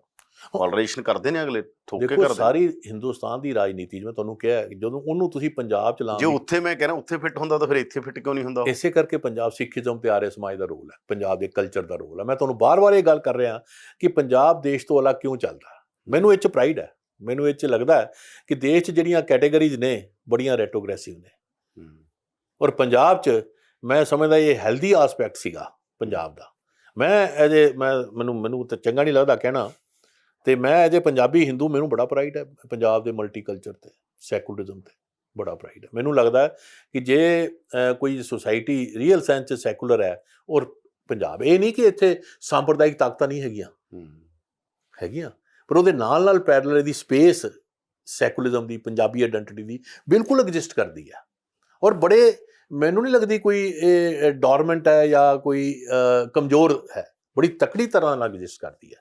ਸੋ ਇਸ ਕਰਕੇ ਮੈਨੂੰ ਇਹ ਲੱਗਦਾ ਹੈ ਵੀ ਜਿਹੜੀ ਇਹ ਪੋਲਰਾਈਜੇਸ਼ਨ ਦੀ ਰਾਜਨੀਤੀ ਹੈ, ਜਿਹਦੇ 'ਚ ਇਸ਼ੂਜ਼ ਨੂੰ ਬਲਰ ਕਰਨਾ, ਰੀਅਲ ਪੋਲਿਟਿਕਸ ਨੂੰ ਦੂਸਰੇ ਢੰਗ ਨਾਲ ਪ੍ਰੈਜ਼ੈਂਟ ਕਰਕੇ ਸੋਚਣਾ, ਔਰ ਫਿਰ ਉਹਦੇ ਨਾਲ ਕੈਲਕੂਲੇਸ਼ਨਾਂ ਕਰਕੇ, ਔਰ ਮੈਨੇਜਰਸ ਨੂੰ ਹਾਇਰ ਕਰਕੇ ਉਹ ਪ੍ਰੋਮਿਸ ਕਰਨੇ। ਜਿਵੇਂ ਮੈਨੂੰ ਕਿਸੇ ਨਾਲ ਗੱਲ ਹੋ ਰਹੀ ਸੀ, ਔਰ ਇੱਕ ਕਿਸਾਨ ਮੈਨੂੰ, ਆਪਾਂ ਗੱਲ ਤੋਂ ਡੀਲ ਹੋ ਜਾਏਗਾ, ਆਪਾਂ ਇਸ਼ੂ ਦੇ ਉੱਤੇ ਰਹੀਏ। 47 ਤੇ 84 ਧਰਮ ਸੈਂਟਰ 'ਚ ਸੀਗਾ, ਕਿਹਦੇ ਨਾਲ ਪੰਜਾਬ ਦੇ ਸੋਸ਼ਲ ਫੈਬਰਿਕ ਦੇ ਉੱਤੇ ਕੋਈ ਅਸਰ ਪਿਆ ਸੀਗਾ? ਤੁਹਾਨੂੰ ਕੀ ਲੱਗਦਾ? ਕਿਉਂਕਿ ਇੱਕ ਫੀਲਿੰਗ ਇਹੀ ਆਈ ਕਿ ਹਾਂਜੀ ਕੁਛ ਇੱਕ ਲੌਜਿਕ ਆਉਂਦਾ ਜੀ, ਧਰਮ ਦੇ ਨਾਂ ਦੇ ਉੱਤੇ ਕਤਲੇਆਮ। ਉਹ ਕਹਿੰਦੇ ਕਿ ਜਿਹਨੇ ਸਾਇੰਸ ਦੇ ਨਾਂ ਦੇ ਉੱਤੇ, ਜਾਂ ਕਹਿ ਦਈਏ ਵਿਗਿਆਨਕ ਯੁੱਗ ਦੇ ਅੰਦਰ ਵੀ, ਕਿਉਂਕਿ ਫਸਟ ਵਰਲਡ ਵਾਰ ਤੇ ਕਿਸ ਤਰੀਕੇ ਨਾਲ ਸਾਰਾ ਕੁਛ ਹੋਇਆ, ਦੇਖੋ ਸੈਕੰਡ ਵਰਲਡ ਵਾਰ 'ਚ ਖਾਸ ਤੌਰ ਦੇ ਉੱਤੇ। ਮੈਂ ਇਹ ਪੁੱਛ ਰਿਹਾ ਤੁਹਾਡੇ ਤੋਂ, ਇੱਕ ਲੌਜਿਕ ਜਿਹੜਾ ਇਹ ਆਉਂਦਾ ਕਿ ਜੋ ਅਸੀਂ ਕਹਿ ਰਹੇ ਸੀ 47 'ਚ, ਜੋ ਅਸੀਂ ਕਹਿ ਰਹੇ ਸੀ 84 ਸਾਡੇ ਨਾਲ, ਉਹੀ ਤਾਂ ਹੋ ਰਿਹਾ ਹੈਗਾ। ਨਹੀਂ, ਇਹ ਨਹੀਂ ਹੁੰਦਾ। ਮੈਂ ਤੁਹਾਨੂੰ ਇਸੇ ਕਰਕੇ ਵਾਰ-ਵਾਰ ਚਿਹਰਾ ਦਿਖਾਉਂਦੇ ਨੇ ਮੋਦੀ ਦਾ। ਨਹੀਂ, ਮੈਂ ਹੁਣ ਵਾਰ-ਵਾਰ ਤੁਹਾਨੂੰ ਦੱਸ ਦਿੰਦਾ ਫਿਰ ਕੀ ਹੋਇਆ। ਮੈਂ ਤੁਹਾਨੂੰ ਸਮਝਣਾ ਚਾਹੁੰਦਾ, 47 ਤੇ 84 ਦੇ ਟਾਈਮ ਕੀ ਫਰਕ ਪਿਆ, ਉਹ ਘਟਨਾ ਨੇ, ਜਿਹੜਾ ਮੈਂ ਜਿਸ ਐਂਗਲ ਤੋਂ ਸਮਝਣਾ ਚਾਹੁੰਦਾ ਸੀਗਾ। ਤੁਹਾਡਾ ਉਹਦੇ ਤੇ ਨਜ਼ਰੀਆ ਕੀ ਹੈਗਾ ਕਿ ਸਾਡਾ ਸੋਸ਼ਲ ਫੈਬਰਿਕ, ਜਿਹੜਾ ਰਿਲੀਜੀਅਸ ਸੋਸ਼ਲ ਫੈਬਰਿਕ ਹੈਗਾ, ਉਹਨੂੰ ਉਹ ਕੀ ਹੋਇਆ? ਔਰ ਜਿਹੜਾ ਦੂਜਾ ਆਰਗੂਮੈਂਟ ਆ ਕਿ ਅਸੀਂ ਤਾਂ ਠੀਕ ਹੀ ਕਹਿ ਰਹੇ ਸੀ, ਉਹਦੀ ਅੱਡ ਹੋ ਜਾਂਦੇ। ਹੁਣ ਬਹੁਤੇ ਲੋਕ ਕਹਿੰਦੇ ਮਾਸਟਰ ਤਾਰਾ ਸਿੰਘ ਨੇ ਗਲਤੀ ਕਰ ਲਈ, ਫਿਰ ਕਹਿੰਦੇ ਹੁਣ 84 ਵੇਲੇ ਗਲਤੀ ਹੋ ਗਈ, ਅੱਡ ਹੀ ਹੋ ਜਾਣਾ ਸੀਗਾ, ਠੀਕ ਰਹਿੰਦੇ। ਠੀਕ ਹੈ ਨਾ। ਹੁਣ ਮੈਂ ਜਿਹੜਾ ਤੁਹਾਨੂੰ ਕਿਹਾ ਵੀ ਕੋਐਗਜ਼ਿਸਟ ਕਰਦੀਆਂ ਤਿੰਨੋਂ ਟੈਂਡੈਂਸੀਆਂ, ਮੈਂ ਸਮਝਦਾ ਜਿਹੜੀ ਮੈਂ ਕਿਹਾ ਵੀ ਸੰਪਰਦਾਇਕ ਖਾਲਿਸਤਾਨ ਵਾਲੀ, ਜੇ ਆਪਾਂ 84 ਦੀ ਗੱਲ ਕਰ ਲਈਏ, ਸੈਕੂਲਰ ਪੰਜਾਬੀ ਆਇਡੈਂਟੀਟੀ ਦੀ, ਔਰ ਰਿਲੀਜੀਅਸ ਆਇਡੈਂਟੀਟੀਜ਼, ਰਿਲੀਜੋ ਕਾਸਟ ਆਇਡੈਂਟੀਟੀ ਜੋ ਵੀ ਪੰਜਾਬ 'ਚ ਐਗਜ਼ਿਸਟ ਕਰਦੀ ਹੈ, ਕੋਐਗਜ਼ਿਸਟ ਕਰਦੀ ਹੈ। ਔਰ ਇਹ ਤਿੰਨੋਂ ਟੈਂਡੈਂਸੀਆਂ ਦੇ ਵਿੱਚੋਂ ਜਦੋਂ ਪੰਜਾਬ ਨਿਕਲ ਕੇ ਆਉਂਦਾ 1992 ਤੋਂ ਬਾਅਦ, ਇਸ ਸੰਤਾਪ ਤੋਂ, ਪੰਜਾਬੀ ਆਇਡੈਂਟੀਟੀ ਦੀ ਟੈਂਡੈਂਸੀ ਸਟਰੋਂਗ ਹੋ ਕੇ ਨਿਕਲਦੀ ਹੈ। ਮੈਂ ਤੁਹਾਨੂੰ ਇਹ ਬਾਰ-ਬਾਰ ਤੁਹਾਡੇ ਲਈ ਇਹ ਕਰ ਰਿਹਾ ਵੀ 84 ਦਾ ਜਿਹੜੇ ਉੱਥੇ ਲੈਸਨ ਲਰਨ ਕੀਤੇ ਗਏ, ਔਰ ਮੈਂ ਕਿਹਾ ਲੋਕਾਂ ਨੇ ਲੈਸਨ ਲਰਨ ਕੀਤੇ, ਪੋਲੀਟੀਕਲ ਪਾਰਟੀਆਂ ਨੇ ਕੀਤੇ ਕਿ ਨਹੀਂ ਕੀਤੇ, ਮੈਨੂੰ ਇਹਦੇ ਬਾਰੇ ਹਾਲੇ ਵੀ ਥੋੜ੍ਹਾ ਡਾਊਟ ਹੈ। ਪਰ ਜਿਹੜਾ ਲਾਰਜ ਪਾਪੂਲੇਸ਼ਨ ਪੰਜਾਬ ਦੀ ਹੈ, ਪੰਜਾਬੀ ਜਿਹੜੇ ਨੇ ਉਹਨਾਂ ਨੇ ਲੈਸਨ ਲਰਨ ਕੀਤਾ ਕਿ ਪੋਲਰਾਈਜੇਸ਼ਨ ਦੀ ਰਾਜਨੀਤੀ ਹੁਣ ਧਾਰਮਿਕ ਦੇ ਲੈਵਲ ਤੇ ਕਰਦੇ ਆ ਤੇ ਉਹਦਾ ਨੁਕਸਾਨ ਹੀ ਹੈ, ਕਿਸੇ ਨੂੰ ਫਾਇਦਾ ਨਹੀਂ ਹੈ। ਇਹ ਲੈਸਨ ਲਰਨ ਕੀਤਾ ਗਿਆ। ਇਹ ਤੁਸੀਂ ਜੇ ਇਹ ਮੈਨੂੰ ਤਾਂ ਬੜਾ ਕਲੀਅਰ ਨਜ਼ਰ ਆਉਂਦਾ 1992 ਤੋਂ ਬਾਅਦ। ਦੂਜਾ, ਡੈਮੋਕ੍ਰੇਸੀ ਦੀ ਰੀਸਰਜੈਂਸ, ਜਦੋਂ 92 ਤੋਂ ਬਾਅਦ ਪਹਿਲਾ ਇਲੈਕਸ਼ਨ ਨਹੀਂ ਠੀਕ ਹੋਇਆ, 97 ਚ ਜਦੋਂ ਡੈਮੋਕ੍ਰੇਸੀ ਰੀਸਰਜੈਂਟ ਕਰਦੀ ਹੈ ਪੰਜਾਬ। ਔਰ ਹੁਣ ਦੇਖੋ ਇਹਦੇ 'ਚ ਹੋਰ ਤੁਹਾਨੂੰ ਮੈਂ ਇੰਟਰਸਟਿੰਗ ਦੱਸ ਦਿੰਦਾ ਵੀ ਪਹਿਲਾ ਲੈਸਨ ਤਾਂ ਤੁਹਾਨੂੰ ਮੈਂ ਦੱਸਿਆ ਵੀ ਸਿੱਧਾ ਇਹ ਸੀ 84 ਤੋਂ ਵਿੱਚ ਜਿਹੜੇ ਉਸ 10 ਸਾਲ ਦਾ ਇੱਕ ਸੰਤਾਪ ਦੇ ਵਿੱਚੋਂ ਇਹ ਲੈਸਨ ਨਿਕਲ ਕੇ ਆਇਆ, ਭਾਈਚਾਰੇ ਦਾ, ਹਾਰਮਨੀ ਦਾ, ਪੀਸ ਦਾ। ਮੈਂ ਸਮਝਦਾ ਬਹੁਤ ਵੱਡਾ ਲੈਸਨ ਹੈ। ਉਹਦੀ ਕਾਸਟ ਬੜੀ ਵੱਡੀ ਪੇ ਕੀਤੀ ਹੈ ਲੋਕਾਂ ਨੇ। ਇਹ ਲੈਸਨ ਉੱਦਾਂ ਨਹੀਂ ਲਰਨ ਕੀਤਾ ਗਿਆ। ਔਰ ਇਹਦੇ ਨਾਲ ਤੁਸੀਂ ਜੇ ਇੱਕ ਉਹ ਟੈਂਡੈਂਸੀ ਜਿਹੜੀ ਤੁਸੀਂ ਕਹਿ ਰਹੇ ਹੋ ਐਗਜ਼ਿਸਟ ਕਰਦੀ ਹੈ, ਉਹ ਤਾਂ ਮੈਂ ਤੁਹਾਨੂੰ ਕਿਹਾ ਪਹਿਲੇ ਹੀ ਕੋ ਐਗਜ਼ਿਸਟ ਕਰਦੀ ਹੈ, ਉਹ ਪਰ ਡੋਰਮੈਂਟ ਹੈ। ਡੋਮੀਨੈਂਟ ਟੈਂਡੈਂਸੀ ਪੰਜਾਬੀ ਆਇਡੈਂਟੀਟੀ ਦੀ ਅੱਜ ਐਗਜ਼ਿਸਟ ਕਰ ਰਹੀ ਹੈ, ਪਰ ਉਹਨੂੰ ਜਿਹੜੀ ਹੈ ਪੋਲਰਾਈਜ਼ਿੰਗ ਟੈਂਡੈਂਸੀਜ਼ ਨੇ ਕਮਜ਼ੋਰ ਨਾ ਕਰ ਦੇਣ। ਇਸ ਲਈ ਮੈਂ ਆਪਣਾ ਵਿਚਾਰ ਤੁਹਾਨੂੰ ਇਹ ਦੱਸ ਰਿਹਾ ਕਿ ਇਸ ਤਰ੍ਹਾਂ ਦੀ ਕੈਟੇਗਰੀਜ਼ ਨੂੰ ਲਿਆਣਾ ਬਾਹਰੋਂ ਕਰਕੇ ਪੰਜਾਬ ਨੂੰ ਫਿਰ ਉਸ ਸੰਤਾਪ ਵੱਲ ਨਾ ਭੇਜ ਦੇਵੇ। ਇਸੇ ਕਰਕੇ ਇਹ ਡਰ ਹੈ। ਮੈਂ ਕਹਿੰਦੇ ਮਾਈ ਫੀਅਰ ਇਜ਼ ਮਾਈ ਸੁਜੈਸ਼ਨ। ਮੈਂ ਆਪਣਾ ਤੁਹਾਨੂੰ ਡਰ ਦੱਸ ਰਿਹਾ, ਉਹੀ ਮੇਰਾ ਸੁਝਾਅ ਹੈ ਕਿ ਉਧਰ ਨਾ ਲੈ ਕੇ ਜਾਇਆ ਜਾਏ। ਔਰ ਇਸੇ ਕਰਕੇ ਜਿਹੜਾ ਇਹ ਹੁਣ ਸਾਰਾ ਕੁਝ ਹੋ ਰਿਹਾ ਉਹਦੇ 'ਚ, ਕਿਉਂਕਿ ਪੰਜਾਬ ਨੇ ਇੱਕ ਦੂਜੀ ਐਕਸਿਸ ਜਿਹੜੀ ਮੈਂ ਤੁਹਾਨੂੰ ਦੱਸਣੀ ਸੀ, ਇੱਕ majoritarian arrogance and minority persecution. Hindu 'ਚ ਇਹ ਹੈ ਕਿ ਵੀ ਅਸੀਂ ਮੈਜੋਰਿਟੀ 'ਚ, ਇੰਡੀਆ 'ਚ, ਇੱਥੇ ਮਿਨੋਰਿਟੀ 'ਚ, ਦੋਨਾਂ ਦਾ ਇੱਕ ਕੰਬੀਨੇਸ਼ਨ ਹੈ, ਇੱਕ ਕੰਬੀਨੇਸ਼ਨ ਐਗਜ਼ਿਸਟ ਕਰਦਾ। ਇੱਦਾਂ ਹੀ ਸਿੱਖਾਂ ਦੇ ਵਿੱਚ ਹੈ ਵੀ ਅਸੀਂ ਮਿਨੋਰਿਟੀ 'ਚ ਇੰਡੀਆ 'ਚ, ਇੱਥੇ ਮੈਜੋਰਿਟੀ 'ਚ।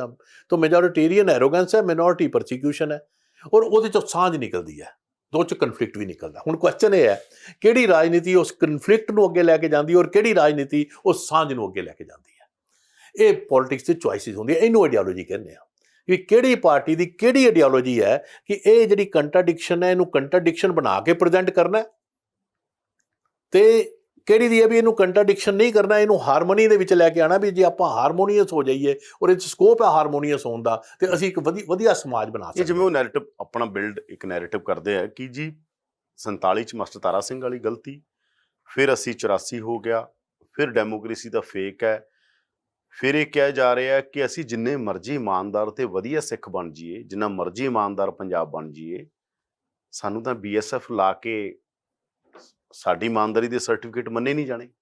ਹੁਣ ਦੇਖੋ ਜਿਹੜੀ ਤੁਸੀਂ ਗੱਲ, ਇੱਕ ਨੈਰੇਟਿਵ ਆ, ਤੁਹਾਨੂੰ ਵੀ ਪਤਾ। ਮੈਂ ਤੁਹਾਨੂੰ ਇਹ ਕਹਿ ਰਿਹਾ 3 ਨੈਰੇਟਿਵ ਹੈ, ਇੱਕ ਨਹੀਂ ਹੈ ਖਾਲੀ। ਤੁਸੀਂ ਫਿਰ ਇੱਕ ਤੇ ਲੈਣ ਦੇ। ਮੈਂ ਕਹਿ ਰਿਹਾ ਇੱਕ ਨੈਰੇਟਿਵ ਹੈ, ਮੈਂ ਤਾਂ ਇੱਕ ਨੈਰੇਟਿਵ ਹੈ। ਮੈਂ ਤਾਂ ਤੁਹਾਨੂੰ ਇਹੀ ਕਹਿ ਰਿਹਾ ਕਿ ਦੇਰ 3 ਨੈਰੇਟਿਵ ਹੈ। ਮੈਂ ਤਿੰਨੋਂ ਨੈਰੇਟਿਵ ਨੂੰ ਐਨਾਲਾਈਜ਼ ਕਰੂੰਗਾ ਇਕੱਠੇ, ਮੈਂ ਇੱਕ ਨੂੰ ਨਹੀਂ ਕਰਾਂਗਾ। ਜੇ ਮੈਂ ਇੱਕ ਨੂੰ ਕਰਦਾ ਤੇ ਉਹ ਰੀਇਨਫੋਰਸ ਕਰਦਾ ਉਸ ਫੀਲਿੰਗ ਨੂੰ, ਡਿਸਕ੍ਰਿਮੀਨੇਸ਼ਨ ਦੀ, ਜਿਹੜੀ ਕਿ ਉਹ ਮੈਨੂੰ ਨੈਰੇਟਿਵ ਦੱਸ ਰਿਹਾ।